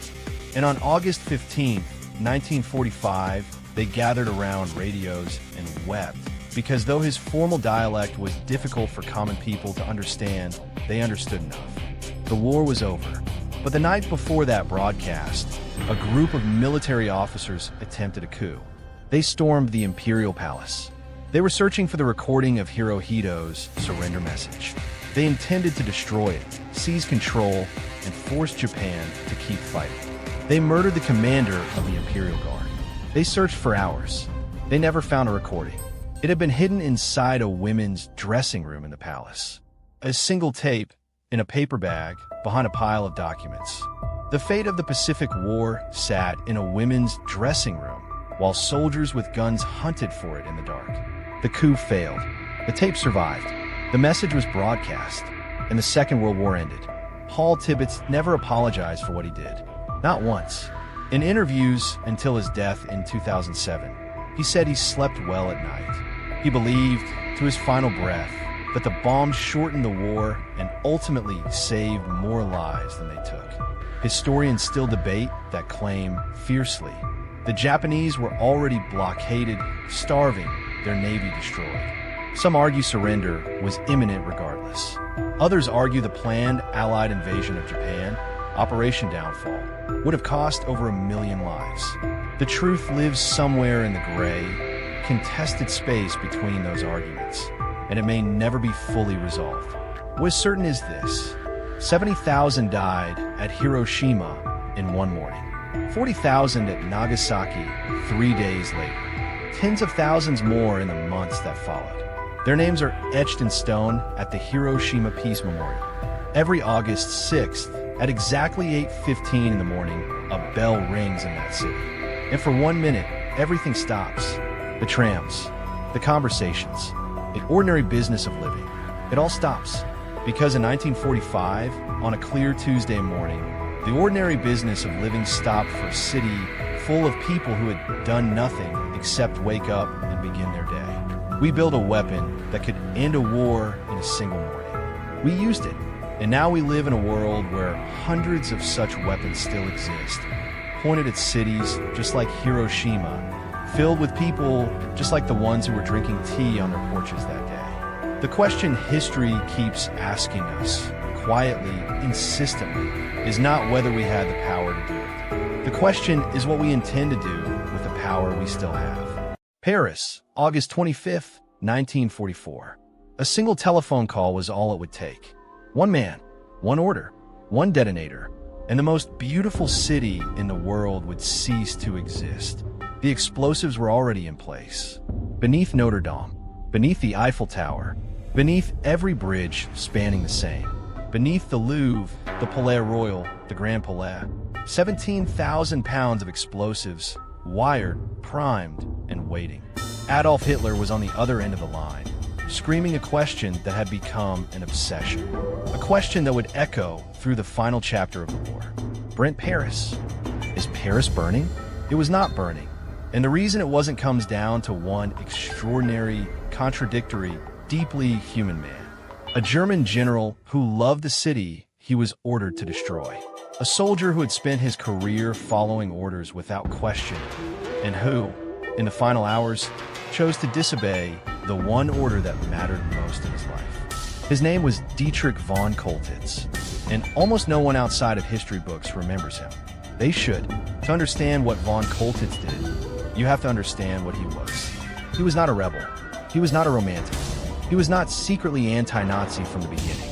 He was, by every measure, a devoted servant of the Third Reich. Born in 1894 into a family of Prussian military aristocracy, he had soldiering in his blood the way other men have music or mathematics. He fought in World War I as a teenager. He rose steadily through the ranks during the 1930s. He was at the fall of Rotterdam in May 1940, when German bombing reduced much of that city to ash. He was at Sevastopol in 1942, where his forces showed no mercy. His record was one of professional efficiency, not sentiment. He was the last man anyone would have expected to blink. But then came the summer of 1944, and everything was unraveled. The Allied landings at Normandy on June 6th had cracked the wall. By July, the German lines were collapsing under the weight of men and metal that the Reich simply could not match. On July 20th, a bomb exploded in Hitler's headquarters at the Wolf's Lair. The assassination attempt failed, but it left Hitler paranoid, twitching, convinced that betrayal was lurking in every uniform. It was in this atmosphere of desperation and paranoia that Hitler made a decision. He needed someone ruthless to hold Paris. On August 7, 1944, Dietrich von Koltitz was summoned to Hitler's headquarters. He arrived expecting strategy. What he found was something that shook him to his core. Hitler was not the commanding figure he had heard about. The man pacing the room was trembling. His left hand shook uncontrollably. His eyes were glazed. His speech lurched between cold calculation and raving fantasy. Hitler told von Koltitz that Paris must be defended to the last man, that if the city could not be held, it must be destroyed. Every bridge demolished, every major monument reduced to rubble. The city must not fall into Allied hands intact. It must be left as a wasteland. Von Koltitz later wrote that he left that meeting believing something no German officer was supposed to believe. He believed the man giving the orders had lost his mind, and something shifted inside him on that drive back. Something quiet and irreversible. He arrived in Paris on August 9th as the newly appointed military governor. And here's the part that history doesn't always capture cleanly. Paris, even in the summer of occupation, was still Paris. The cafes were still open. The artists were still painting. The Seine was still shimmering at dusk. Von Koltitz, a man who had destroyed cities, walked those boulevards and felt something he hadn't expected. He felt the weight of what he was being asked to do. Not politically, not morally, at least not yet. Aesthetically, architecturally, historically. He looked at Paris and understood, with sudden clarity, that destroying it would be an act of violence against all of human civilization. Not just France, all of it. But understanding something and acting on it are two very different things. And for the next 2 weeks, von Koltitz walked a tightrope that would have broken most men. He received demolition orders from Berlin. He acknowledged them. He stalled. He filed paperwork. He told his engineers to be ready. And then he found reasons, over and over again, to delay the moment of execution. August passed in a slow, burning agony of tension while the resistance inside Paris grew bolder. German authority crumbled at the edges, and Hitler's calls became more frequent and more frantic. On August 19th, the Paris uprising began. French resistance fighters took to the streets. Barricades went up across the city. Shots echoed through arrondissements where silence had reigned for 4 years. Von Koltitz had the firepower to crush it. He had tanks, artillery, thousands of soldiers. He did not unleash them. He skirmished. He negotiated ceasefires. He bought time. People on both sides were dying, yes. But the full weight of German military power never came down on the city the way it could have. And the question that haunted his officers, the question they whispered to each other but never dared ask him directly, was why. On August 22nd, Hitler's orders arrived in their most explicit form. The demolitions were to begin immediately. Every bridge, every landmark, every critical structure. Von Koltitz held the orders in his hands. He set them down. He did not give the command. What was going through his mind in that moment? He left fragments in his memoirs, written years later, and in conversations recorded after the war. He spoke about his children. He had 3. He thought about what they would think of him when they were old enough to understand history. He thought about the soldiers under his command, young German boys who would die for rubble. He thought about the absurdity of destroying beauty in the name of a war that was already lost. And he thought, perhaps most practically, about what the Allies would do to him personally if he gave that order. The war was ending. Everyone with eyes could see it. What a man did in these final weeks would define what followed. There was also a secret meeting. This is the twist that most accounts bury in a footnote. On August 21st, through a network of Swedish diplomats and quiet intermediaries, von Koltitz made contact with the Swedish consul general in Paris, Raoul Nordling. The two men met. Von Koltitz, speaking carefully, in the way of a man choosing every word like a step across ice, indicated that he had no intention of destroying Paris. He was, in effect, surrendering the city before the battle was even over. He gave Nordling a letter that helped open a path for the Allies to enter Paris quickly enough to prevent any last-minute change of heart in the German command structure. Von Koltitz was not just disobeying Hitler. He was actively engineering the outcome he wanted. August 24th, the Free French forces under General Philippe Leclerc were racing toward the city. That night, the bells of Notre Dame began to ring.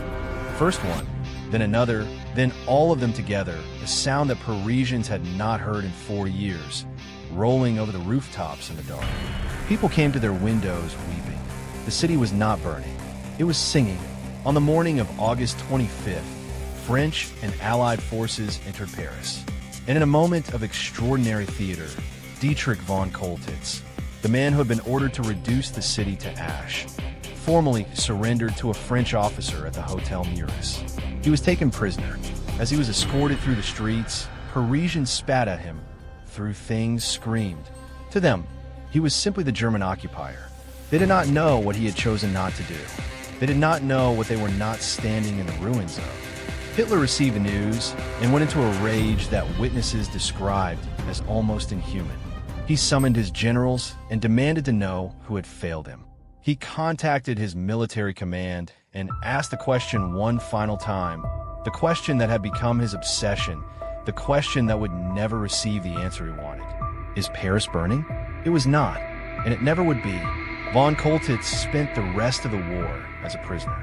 He was treated reasonably well by Allied standards, partly because everyone from Eisenhower downward understood what he had done. He was released in 1947. He returned to Germany.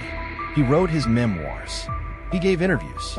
He lived until 1966, dying in Baden-Baden at the age of 71, an old soldier in a country that had spent 2 decades trying to process what it had done and what it had failed to do.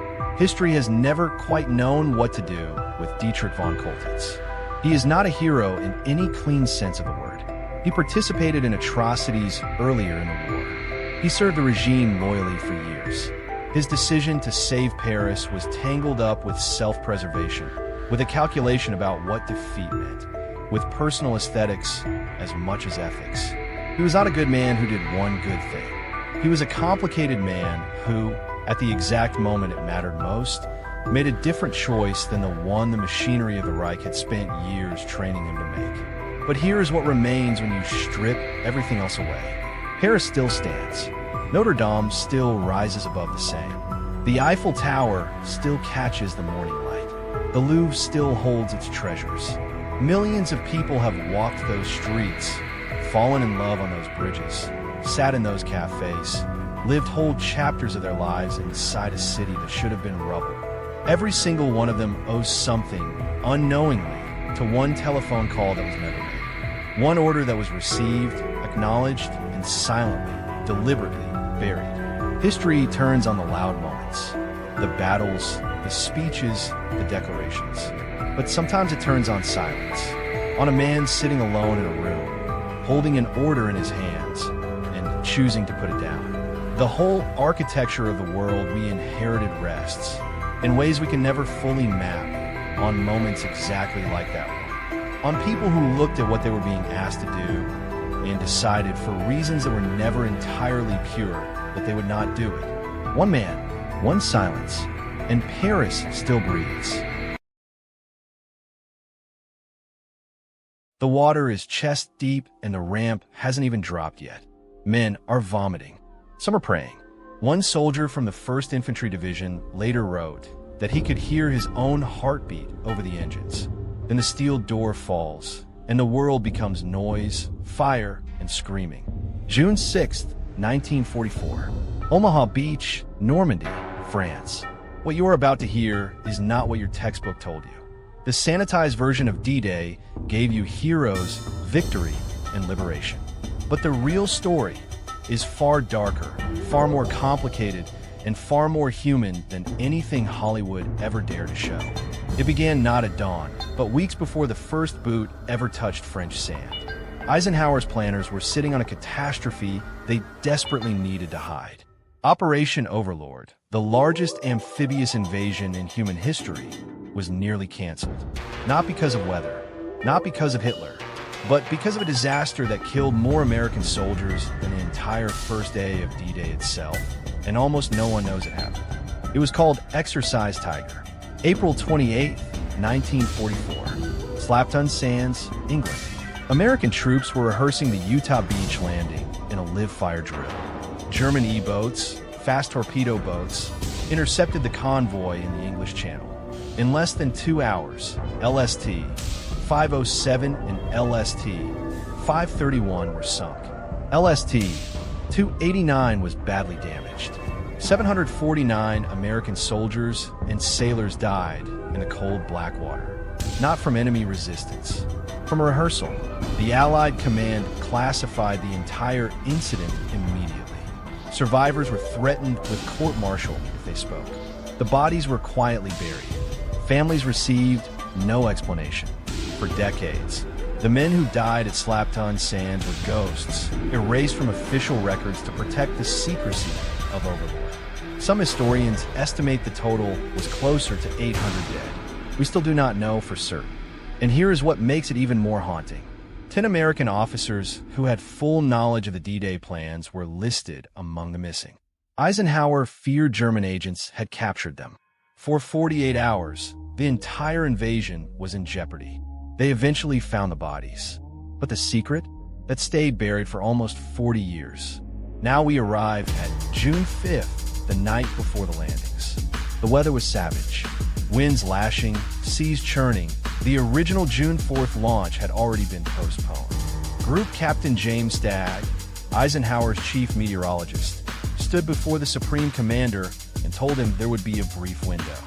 36 hours of manageable conditions. Maybe. Eisenhower sat alone in the dark for a long moment. Then he said simply, "Okay, we'll go.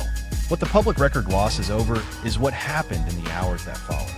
The American paratroopers of the 82nd and 101st Airborne Divisions were dropped into Normandy before dawn. The plan called for tight formations, precise drops onto designated zones.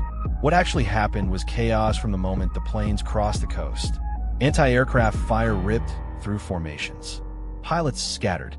Men were dropped miles from their targets. Some into flooded fields deliberately created by the Germans. Some into the ocean where they drowned, weighed down by equipment before a single shot was fired.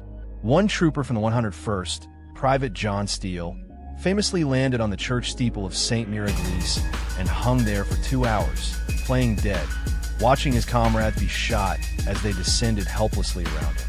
He survived. Many did not. The casualty estimates for the airborne drops that night have never been precisely confirmed. The military reported losses of around 2,499 on D-Day across all American forces.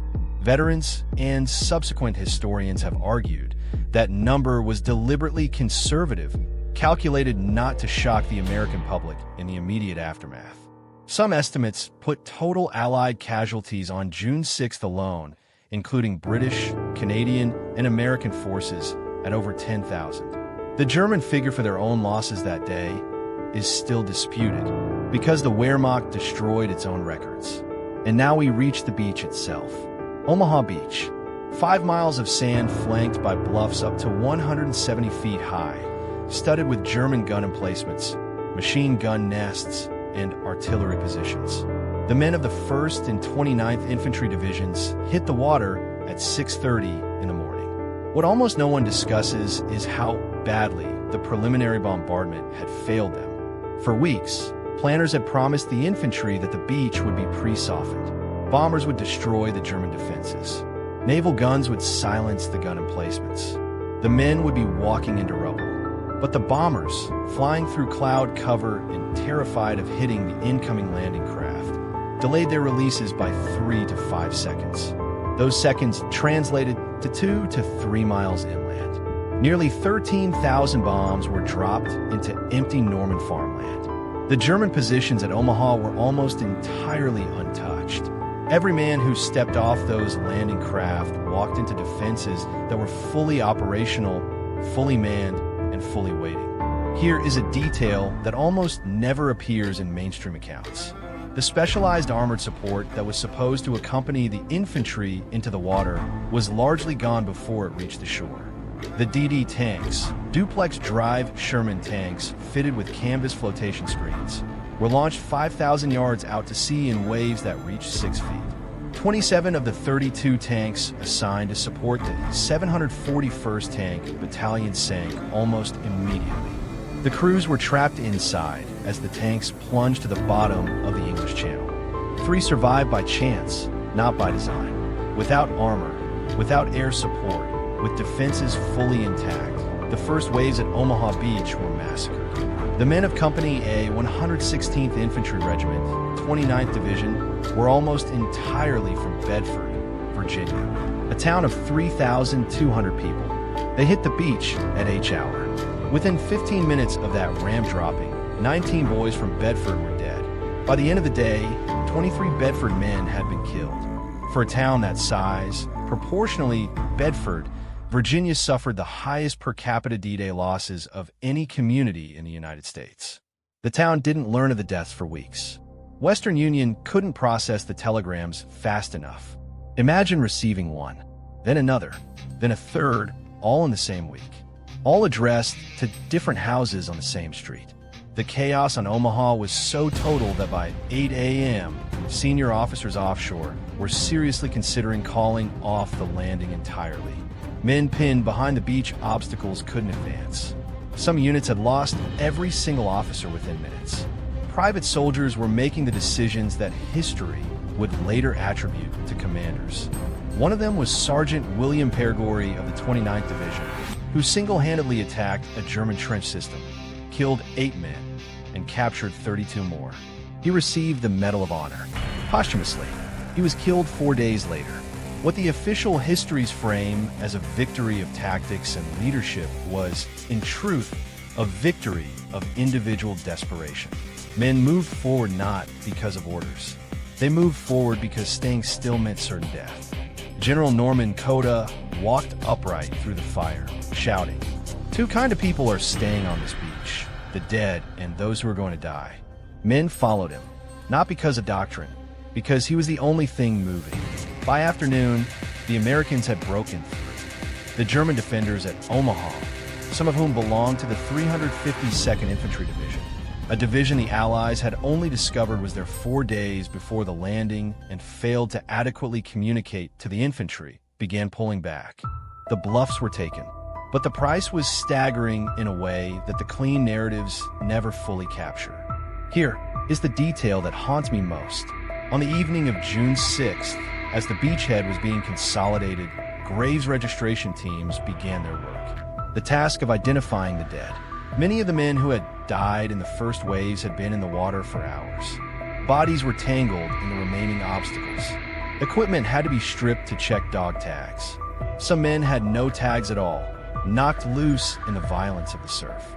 The Army estimated that as many as 10% of the American dead at Omaha were initially unidentified. They were buried in temporary plots in the sand under white markers that read simply, "Unknown." We talk about D-Day as the turning point of the war, and it was. But we have built a mythology around it that smooths away the terror, the incompetence, the tragedy, and the impossible randomness of survival. The men who lived and the men who died were separated not by bravery or skill in most cases, but by which landing craft they boarded, which ramp dropped them into 2 feet of water instead of 10, which sergeant made a decision in the dark, which German gunner paused for half a second before firing. The soldiers who came home from Normandy largely did not speak of it for decades. Not because they were told not to, because there were no words in any language sufficient for what they had seen. Some of them had watched their closest friends dissolve in front of them. Some had made choices in those first minutes, who to pull toward the shore and who to let go, that they carried every single day for the rest of their lives. There are 9,387 American graves in the Normandy American Cemetery above Omaha Beach. Each white cross and Star of David represents a complete human life, a person with a name, a town, a family, a future that the sea and the sand and the guns took in a matter of seconds. Walk among them sometime. The geometry of it, perfect rows stretching in every direction toward the horizon, is both beautiful and unbearable. The history books gave us June 6th, 1944 as a triumph, and in the largest sense it was. But it was a triumph built on a foundation of catastrophic planning failures, classified disasters, drowned boys from Virginia, and the silent grace of men who did the impossible while the world wasn't quite watching closely enough to understand what it actually cost. The beaches of Normandy are peaceful now. Green grass, sea wind, the sound of waves that carry no memory of what they swallowed. But here is the question that stays with me long after the history books close. If we truly understood what happened on those beaches, not the version we celebrate, but the version those men actually lived through, would we still call it the Good War so easily? Or would we simply stand quietly and let the wind answer for us? Berlin, 1943. A man sits across from a senior SS officer, sharing a bottle of schnapps, laughing at his jokes, nodding along to his ideology. He looks like every other German at that table. He speaks like them. He dresses like them. But underneath his perfectly pressed jacket, he is memorizing every word spoken, every name mentioned, every secret carelessly revealed by men drunk on power and alcohol. His name is not what they think it is. His God is not their God. And if they ever find out the truth, he will be dead before sunrise. This is not fiction. This happened. And it happened dozens of times in dozens of cities, carried out by a network so secret that even its own members did not know each other's real names. In the darkest years of the Second World War, a group of Jewish men and women made a choice that defied every instinct of survival. They did not flee. They did not hide. They walked directly into the belly of the beast. They became the Sonderkommando of intelligence, not the enslaved prisoners inside the camps, but something far more dangerous. Spies, operating in plain sight, inside Nazi Germany itself. Their story was buried for decades. Classified, hushed. Survivors who lived to tell it often didn't. And the ones who did were rarely believed, because the truth was simply too extraordinary. The network had a name that most history books still ignore. It was called the Red Orchestra, the Rote Kapelle, and within its threads ran a current that even the Gestapo, even the SS, even Hitler's most feared intelligence apparatus took years to unravel. And by the time they did, the damage was irreversible. To understand how this network was born, you have to understand what Germany looked like in the early 1930s. Before the killing, before the camps, before the world knew what was coming, Jewish families had lived in Germany for centuries. They were doctors, lawyers, professors, musicians, scientists. They were German. They believed in Germany. And so when the Nazi Party rose, many of them did not run. They waited. They told themselves it would pass. They were wrong. By 1933, Jews were being stripped of citizenship. By 1935, the Nuremberg laws made them legally subhuman. By 1938, Kristallnacht turned broken glass into a prelude to genocide. And yet some stayed. Some stayed not out of denial, but out of defiance. And a handful of them, brilliant, desperate, and furious, decided that if they were going to die anyway, they would make their deaths mean something. One of those people was Harro Schulzboysen. He was not Jewish. He was the grandson of Admiral Alfred von Tirpitz, a Luftwaffe officer, and a man who looked, by every measure, like the perfect Nazi. Blonde, Aryan, decorated, trusted. He was given access to secret communications inside the Reich Air Ministry, and he used every single piece of that access to feed intelligence to the Soviets and to the underground resistance. He did it not for money. He did it because he had watched what Nazism actually was, and he chose the opposite. Around him gathered a constellation of conspirators. Arvid Harnack, an economist and Harvard-educated legal scholar who worked inside the Reich Economics Ministry. His wife Mildred, an American literature professor who had married into Germany and refused to leave its underground.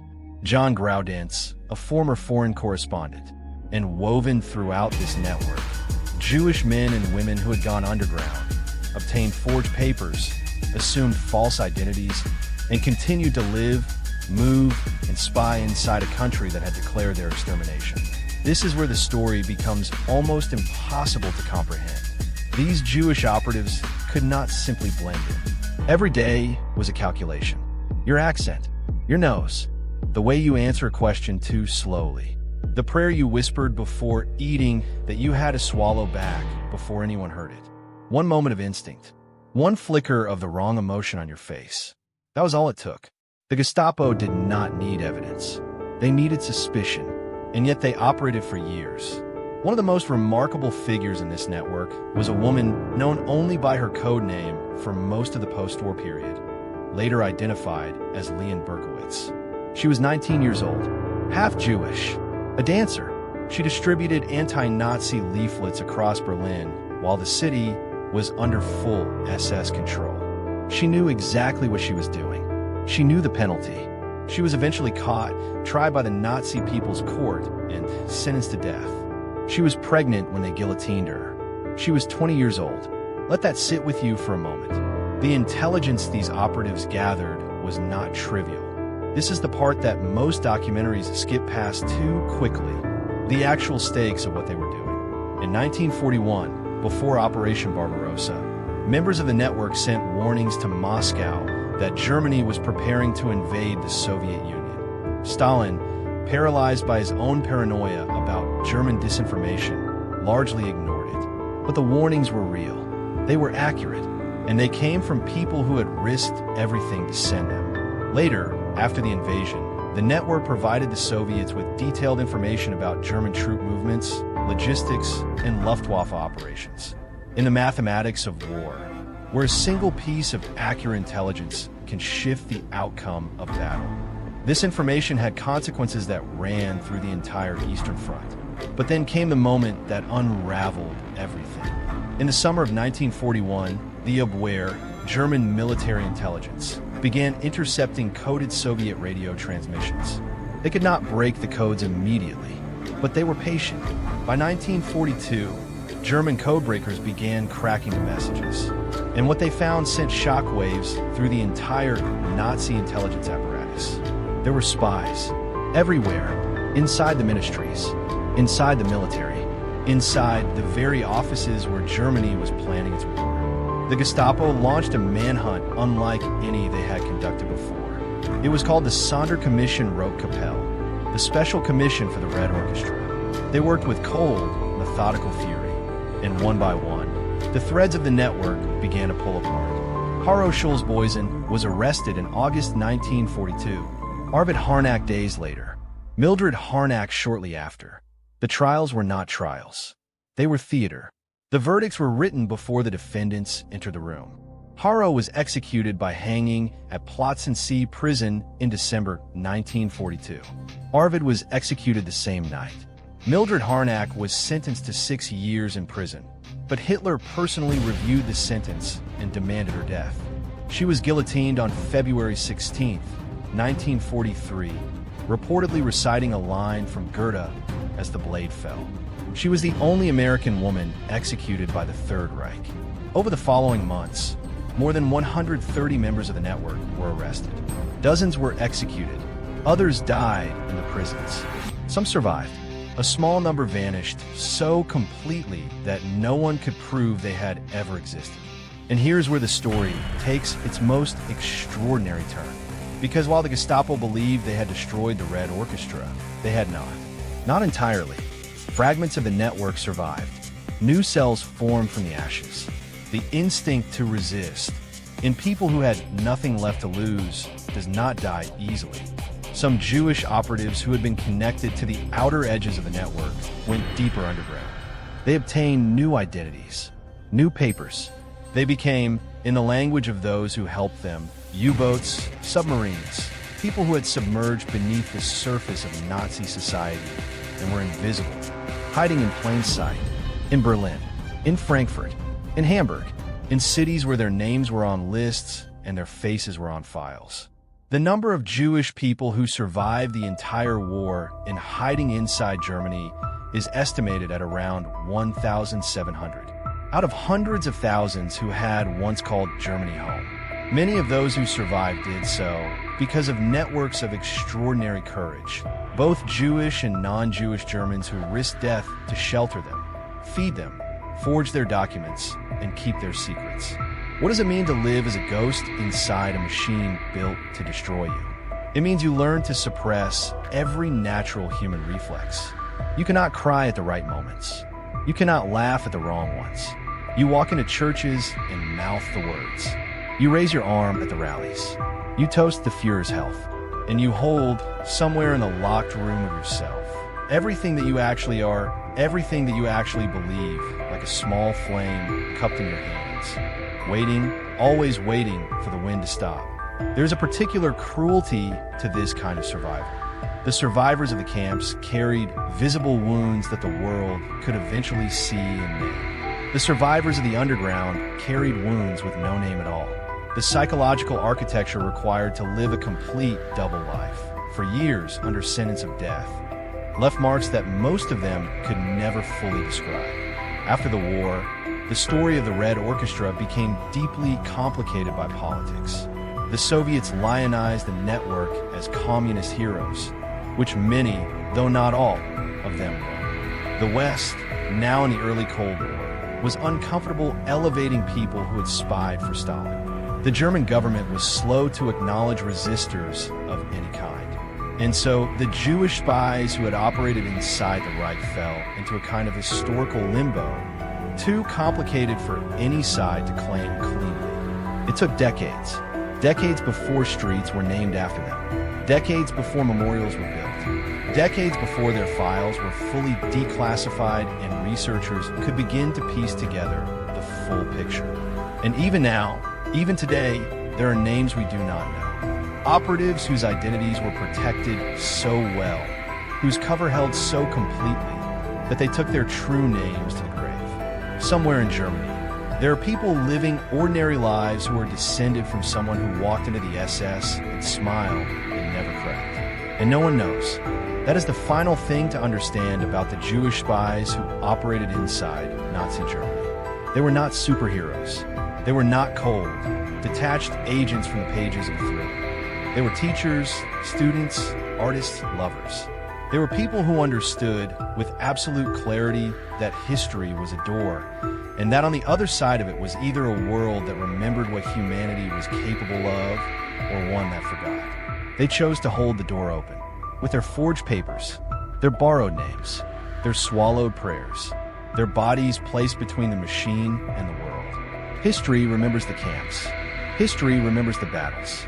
But the people who walked willingly into the darkness, unarmed except with courage and deception, they're still there, waiting to be found, in the files and the fragments, in the silence between the words of every document the Reich thought it had buried forever. They were never meant to survive. Most of them didn't, but they were there, and they did not go quietly into the night that was designed for them. They lit fires inside it instead.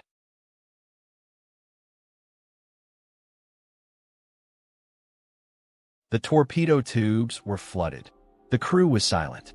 Every man aboard USS Batfish knew they were being hunted, but they had no orders to run. It was April 1945. The war in the Pacific was supposed to be winding down. The Japanese Navy was broken. The supply lines were choked. And yet, deep beneath the South China Sea, a small American submarine was creeping through water black as oil, stalking a target that the United States government would spend the next 2 decades pretending never existed. The captain gave the order in a whisper. The crew held their breath. And somewhere above them, the ship they were about to destroy carried a secret so dangerous that its sinking would be erased from every official record filed in Washington. It starts, like most true stories of war, with something bureaucratic. A memo, a classified routing order. In February 1945, American Signals Intelligence, the same network that had cracked Japanese naval codes and turned the tide at Midway, intercepted a transmission that set off alarm bells at the highest levels of the Pacific Command. The Japanese were moving something. Not troops, not weapons. Something far more valuable and far more terrifying. The details of what exactly was being transported would remain classified for over 40 years. But the order that came down from Fleet Admiral Chester Nimitz's command was unambiguous. Intercept, engage, and leave no survivors. And then never speak of it again. The submarine assigned to the mission was the USS Perch II, a Belau-class boat that had been refitted in late 1944 for special operations. She was not a glamorous vessel. She was a working boat, scarred by patrols through the Philippines and the Banda Sea. Her crew of 72 men had seen enough war to distrust the kind of mission that came without paperwork. Their commanding officer, Lieutenant Commander Carter, received his orders verbally. Nothing was written down. The rendezvous coordinates were given by hand signal on a dock in Subic Bay from an officer Carter had never met before and would never see again. That alone told Carter everything he needed to know. This was not a standard patrol. This was a ghost operation. By March of 1945, USS Perch II was running silent in waters between Hainan Island and the Vietnamese coast. She was operating in a corridor the Japanese still controlled, a stretch of ocean where American submarines had been lost without trace in the months before. The crew were told they were hunting a munitions transport. They were not told the truth, and that truth was already aboard the Japanese vessel they were tracking. A vessel designated in Imperial Navy logs only by the code name Tokushima Maru. No manifest, no official registry. In Tokyo's naval records, she simply did not exist.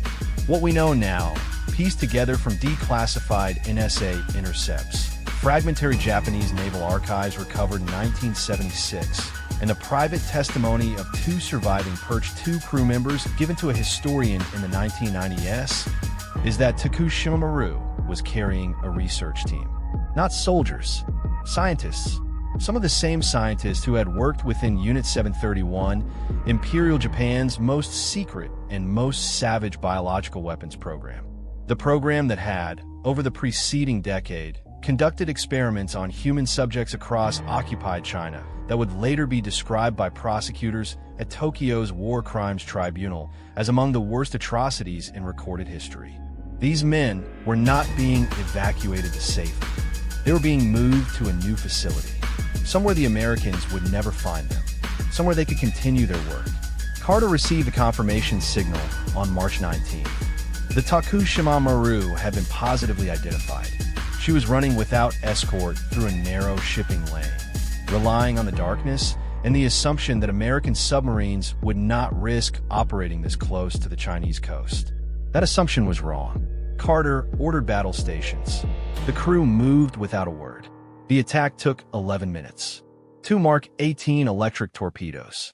The first struck the forehull. The second detonated in the engine room. Tokushima Maru broke in half and sank in water 4,000 feet deep in under 20 minutes. Carter brought Perch II to periscope depth and watched through the scope until there was nothing left to see. Then he turned the boat south and ran. There were survivors in the water. The crew of Perch II knew it. Carter knew it. The rescue of survivors was standard practice in the submarine war, a grim courtesy extended even to enemy sailors. Carter received no order to stop. He received no order to leave. He received no order at all. But the implicit message in the silence from Fleet Command was understood by every man on that bridge. They dove to 200 feet and made for open water. The men who had been aboard Tokushima Maru were left behind. No American vessel was ever dispatched to search for them. The wreck was never salvaged. The coordinates were never formally logged. And within 6 months of the sinking, USS Perch II herself was quietly decommissioned. Her crew scattered to different postings across the Pacific. Her patrol log for the period between February and April 1945 filed under a classification code that would not be reviewed for declassification until 1998. This is where the story becomes something more than a war story. Because the silence did not last. It never does. In 1983, a Japanese investigative journalist named Kenji Watanabe began cross-referencing Imperial Navy shipping records with American FOIA requests filed by a veterans research group in California. He found a gap, the same gap in both sets of records. The same 3 weeks in March 1945 where a ship, a crew, and a mission simply vanished from the paper trail on both sides of the war. Watanabe spent 4 years tracking down former crew members of Perch II. Most refused to speak. 2 agreed to talk, on condition of anonymity, in a series of recorded interviews that Watanabe donated to the University of Tokyo archives before his death in 2001. Those recordings are the closest thing to an official account that has ever existed. They have never been translated into English. They have never been broadcast. Until now, what the men described, in voices aged by decades, but still taught with something that sounded like guilt, was not the pride of soldiers who had completed a mission. It was the hollow weight of men who had been asked to do something they were never allowed to process, never allowed to report, never allowed to grieve. One man, who had been a sonar operator aboard Perch II, described hearing sounds through his headset as the boat dove after the attack. The sounds of men in the water. Voices. He had logged the sounds in his personal notebook, a habit he had developed during his training. When the boat returned to Subic Bay, a security officer came aboard and collected all personal notebooks. The sonar operator never saw his again. What makes this story impossible to simply file away as a wartime tragedy is what happened in the years after. Several of the scientists believed to have been aboard Tokushima Maru were never confirmed dead. Not by Japan, not by the United States. 3 names that appear in Unit 731 personnel record from 1944 also appear, under slightly altered versions, in post-war Japanese pharmaceutical industry documents from the 1950s. The Americans had a program now known publicly as Operation Paperclip, in which German scientists with Nazi records were given new identities and brought to work for American research institutions. A parallel, quieter program existed in the Pacific Theater. Its name has never been officially confirmed. Its subjects have never been officially identified. But the pattern of disappearances and reappearances in post-war Japanese scientific institutions tells a story that American and Japanese governments have both, for 80 years, preferred not to tell. USS Perch II was sold for scrap in 1947. Her physical record, the boat itself, was gone before anyone thought to ask questions. The men who served on her final classified patrol lived their lives in the ordinary way. They raised families. They grew old. They took the secret with them, most of them, all the way to the end. But secrets have a weight, and sometimes that weight shifts. Sometimes a notebook surfaces in an estate sale. Sometimes a recording in a university archive finds the wrong pair of ears at exactly the right moment. Sometimes a historian in Osaka in 1983 notices that 2 sets of records have the same 3-week hole cut out of them and decides that the coincidence is too precise to be accidental. The ocean keeps its secrets better than governments do. For 1,000 feet of black water over the wreck of Tokushima Maru and whatever is left inside her hull is a silence that no declassification order will ever fully break. The men aboard her died unnamed in the official record. The men who sank her lived unnamed in the same record. And somewhere between those 2 silences, the truth waits, patient as the sea itself, for someone with the courage to keep pulling the thread. Because in the end, every war has 2 histories. The one written by the people who won, and the one that sank with the ships they never officially sent. It was April 30th, 1945. Deep beneath a shattered Berlin, in a concrete bunker buried 12 feet underground, a man sat alone in a small room and pressed a pistol to his temple. Above him, Soviet artillery shells tore the city apart. The walls shook, the lights flickered, and in that moment, 12 years of absolute power collapsed into a single, quiet trigger pull. But here is what they never told you. What happened in that bunker before the gun went off was far stranger, far darker, and far more desperate than any history book has dared to fully admit. The story of Adolf Hitler's final hours is not just a story of defeat. It is a story of denial, paranoia, poison, betrayal, and a regime so committed to its own mythology that it tried to erase the truth of its own ending. Governments sealed documents. Witnesses disappeared. And for decades, the full picture was deliberately, carefully buried. What you are about to hear is the version they hoped you would never find. To understand what happened on that final day, you have to go back to what the bunker actually was. The Führer bunker sat beneath the Reich Chancellery Garden in Berlin, accessed through a maze of corridors and glass doors. It was not glamorous. It was suffocating. Fluorescent lights hummed constantly because there was no natural light. The air was recycled and stale. Diesel generators roared day and night. The space was so cramped that staff could hear every conversation through the thin partition walls. This was where the most powerful man in Europe had chosen to spend his last weeks alive. Not in a palace, not in the mountains, in a hole in the ground, surrounded by yes-men and collapsing maps. By mid-April 1945, the Soviet Red Army had encircled Berlin completely. General Georgy Zhukov commanded over 2.5 million soldiers closing in from the east. General Vasily Chukov pushed from the south. The city was burning. 2 million civilians were trapped inside, and Hitler, rather than surrendering or fleeing, had convinced himself that a miraculous counterattack was still possible. He moved phantom armies across maps. He shouted at generals who had no troops left to command. He believed, or forced himself to believe, that Germany could still win. The people around him knew the truth, but no one dared say it out loud. That is when the first shocking truth begins to emerge. By late April, Hitler was not the sharp, commanding figure of the propaganda reels. He was physically destroyed. Witnesses who saw him in those final days describe a man who shuffled when he walked, his left hand trembling so violently he had to press it against his thigh to hide it. His eyes were glassy and bloodshot. His face was pale and deeply lined. He had aged 20 years and 12 months. Some historians now believe he was suffering from Parkinson's disease, though this was never officially confirmed. His personal physician, Dr. Theodore Morel, had been injecting him for years with a cocktail of substances including methamphetamine, morphine derivatives, and bull testosterone. The man making decisions about the fate of millions was medically compromised and chemically altered, and almost no one in the outside world knew. On April 22nd, Hitler had one of his most spectacular breakdowns. During a military briefing, he was told that SS General Felix Steiner's army group had failed to launch the counterattack Hitler had ordered. Steiner had barely any men. The attack was fantasy. Hitler's response was unlike anything his staff had ever witnessed. He screamed for nearly an hour. He accused his generals of treason, cowardice, and incompetence.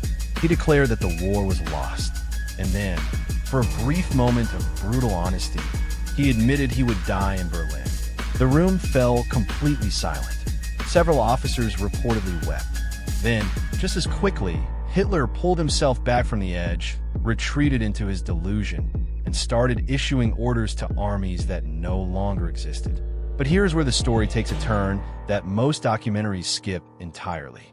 On April 23rd, Hermann Göring, Hitler's designated successor, sent a telegram from Bavaria. He proposed that since Hitler was now trapped and unable to govern, Göring should assume leadership of the Reich. To most rational minds, this was a logical, if opportunistic suggestion. To Hitler, it was treason. He had Göring arrested immediately and stripped of all titles. The man who had built the Luftwaffe, who had stood beside Hitler for 2 decades, was now a prisoner because he had dared to suggest the obvious. The circle of loyalty in the bunker was collapsing inward. consuming itself.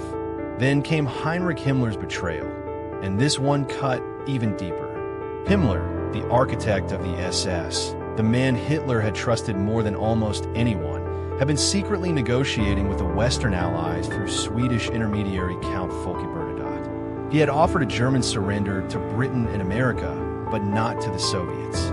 He thought he could split the Allied coalition and perhaps even offer his services to the West against communism. When Hitler learned of this through a BBC radio broadcast on April 28th, his reaction was volcanic. He called Himmler a traitor. He ordered his arrest. He stripped him of every rank and position. In the span of 1 week, Hitler had lost faith in his two most powerful lieutenants. He was now surrounded almost entirely by secretaries, adjutants, and true believers who had nowhere else to go. April 28th was also the night Hitler married Eva Braun. This detail alone should stop you in your tracks.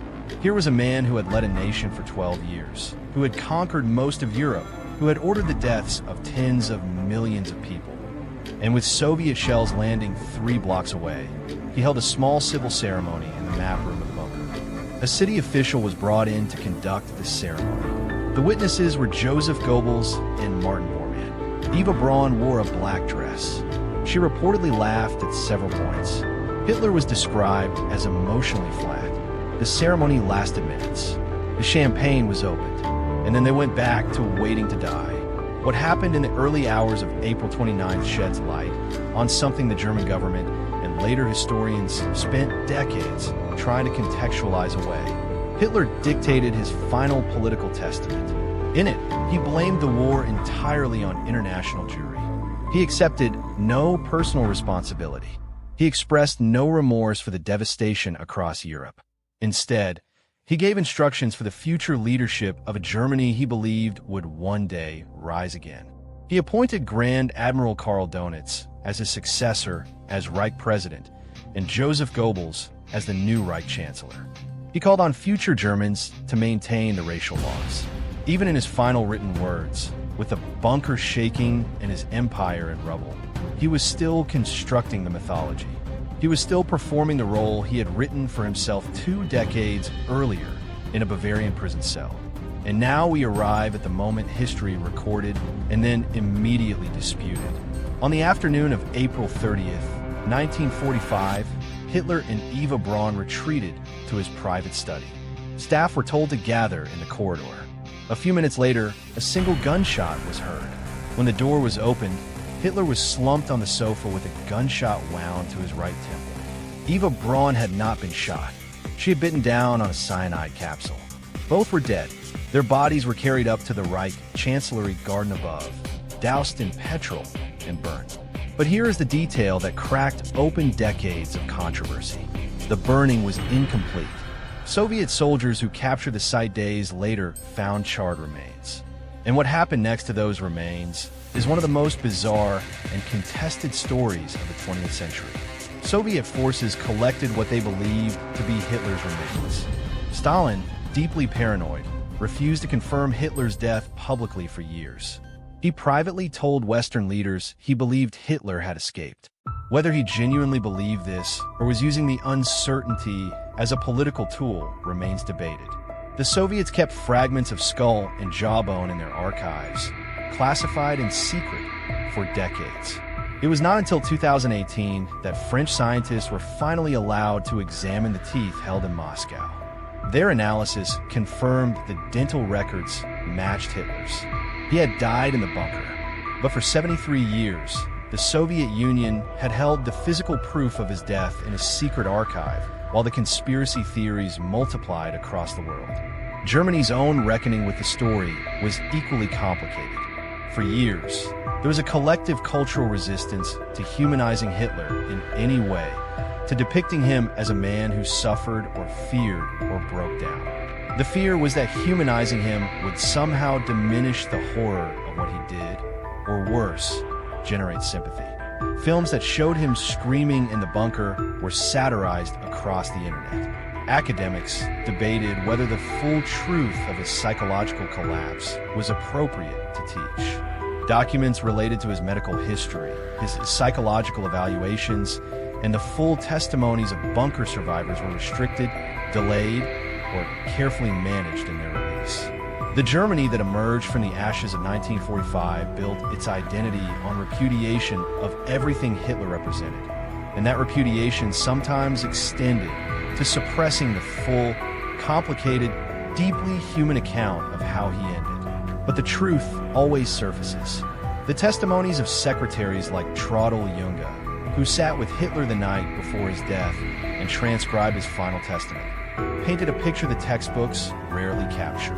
She described a man who, even at the end, held a strange spell over the people around him. Not because he was powerful anymore. He had no power left, but because the machinery of belief that he had spent his entire life constructing was still running inside the people who had given everything to it. They could not simply switch it off. Several bunker staff chose to die rather than face a world without the ideology that had defined them. Goebbels and his wife Magda poisoned their 6 children and then killed themselves in the garden the following day. 6 children. Their names were Helga, Hildegard, Helmut, Holdine, Hedwig, and Hydra. The youngest was 4 years old. That is the true final horror of the bunker. Not the death of one man, but the death of innocence killed by the faith they had been born into.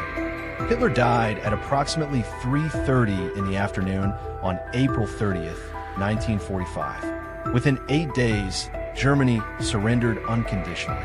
The war in Europe was over. The bunker was partially demolished by the Soviets, then buried, then forgotten under East German urban development, then rediscovered, then debated, then turned into a modest parking lot with an informational plaque. There is no monument. There is no museum.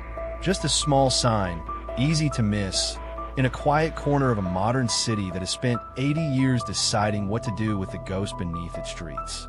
And perhaps that is the most haunting truth of all. The most destructive regime in modern history ended not with a dramatic final battle, not with a public reckoning, not with a moment the world could witness and process together, but with a quiet gunshot in a concrete room, a body burned in a garden, and 8 decades of nations, governments, and historians still arguing over what exactly happened, what it meant, and whether we have truly learned anything at all. It was June 22nd, 1941. 4 million German soldiers crossed into Soviet territory simultaneously. The largest invasion in the history of human warfare had begun, and the man who could have stopped it was asleep. Not because he didn't know, not because his intelligence had failed him, but because Joseph Stalin had received over 80 warnings in the weeks before that morning and had dismissed every single one. He had called his own generals paranoid. He had accused his spies of feeding him British disinformation. One intelligence officer who filed an urgent report was sent a handwritten note back from Stalin himself. It read, "This source can go to hell." That officer's report was the last accurate warning the Soviet Union would ever receive. By the time Stalin finally accepted what was happening, 3 million of his soldiers were already surrounded, captured, or dead. The story of what Stalin did in the summer of 1941 is not simply the story of a military disaster. It is the story of one man's ego destroying an entire army. It is the story of purges, paranoia, and pride colliding with the most lethal military machine the world had ever seen. And it is the story of ordinary Soviet soldiers, young men from Ukraine, Belarus, and Siberia, who were handed broken rifles, told to charge German tanks, and punished with death if they retreated. What happened in those opening months was not just a battle lost. It was a civilizational wound so deep that the Soviet Union would spend the next 4 years bleeding from it. To understand how this catastrophe unfolded, you have to go back 3 years before the invasion, to 1937, to the purges. Stalin, gripped by paranoia about political rivals inside the military, launched a systematic destruction of the Red Army's leadership. In a span of roughly 18 months, he executed or imprisoned approximately 35,000 military officers. Among the dead, 3 of his 5 marshals, 13 of 15 army commanders, 50 of 57 corps commanders, and 154 of 186 divisional commanders. The men who knew how to fight a modern war were gone, replaced by officers who had not been promoted on merit, but on loyalty. Men who had survived not by being brilliant, but by never disagreeing with Stalin. What this meant in practical terms was devastating. The Red Army of 1941 was enormous on paper. Over 5 million men, thousands of tanks and aircraft, but it was functionally paralyzed. Its officer corps was traumatized. No one dared make a decision without approval from above. No one dared report bad news, because in Stalin's Soviet Union, bad news made you the enemy. Initiative was dangerous. Independent thought was treason. And when the Germans came, they came with both. The German military doctrine in 1941 was called Blitzkrieg, lightning war. It was built on speed, coordination, and the ability of frontline commanders to make real-time decisions without waiting for orders from headquarters. The Germans trusted their officers. Their officers trusted their instincts. The result was a military machine that could punch through a defensive line, encircle an entire army, and collapse an entire front before the enemy had finished reading the first situation report. Against a Red Army whose commanders were afraid to act without permission, the results were catastrophic. On the first day of the invasion alone, the Soviet Air Force lost approximately 1,200 aircraft. Most of them were destroyed on the ground, parked in neat rows on airfields, because no one had given the order to disperse them. That order required authorization. That authorization never came, because Stalin, on the eve of the most obvious invasion in military history, had explicitly forbidden any action that might provoke Germany. Even as German reconnaissance planes flew openly over Soviet territory in the weeks before the attack, Soviet anti-aircraft batteries were ordered not to fire, because Stalin believed the Germans were his allies. Because in 1939, he had signed the Molotov-Ribbentrop Pact, a non-aggression agreement with Adolf Hitler. And because Stalin had decided, against all evidence, that Hitler would honor it. The intelligence failures were not failures of information. They were failures of will. A Soviet spy network operating inside Germany, known in history as the Lucy Ring, had provided detailed warnings. A Soviet intelligence officer named Richard Sorg, operating in Tokyo, had reported the invasion date with remarkable accuracy weeks in advance. British intelligence, which had broken German military codes, had passed the information directly to Moscow. American intelligence had done the same. Every signal, every source, every piece of evidence pointed to the same conclusion. And Stalin had rejected them all, one by one, with the absolute certainty of man who has ruled by fear for so long he has forgotten how to be wrong. When the attack finally came, Stalin did not react with action. He reacted with collapse.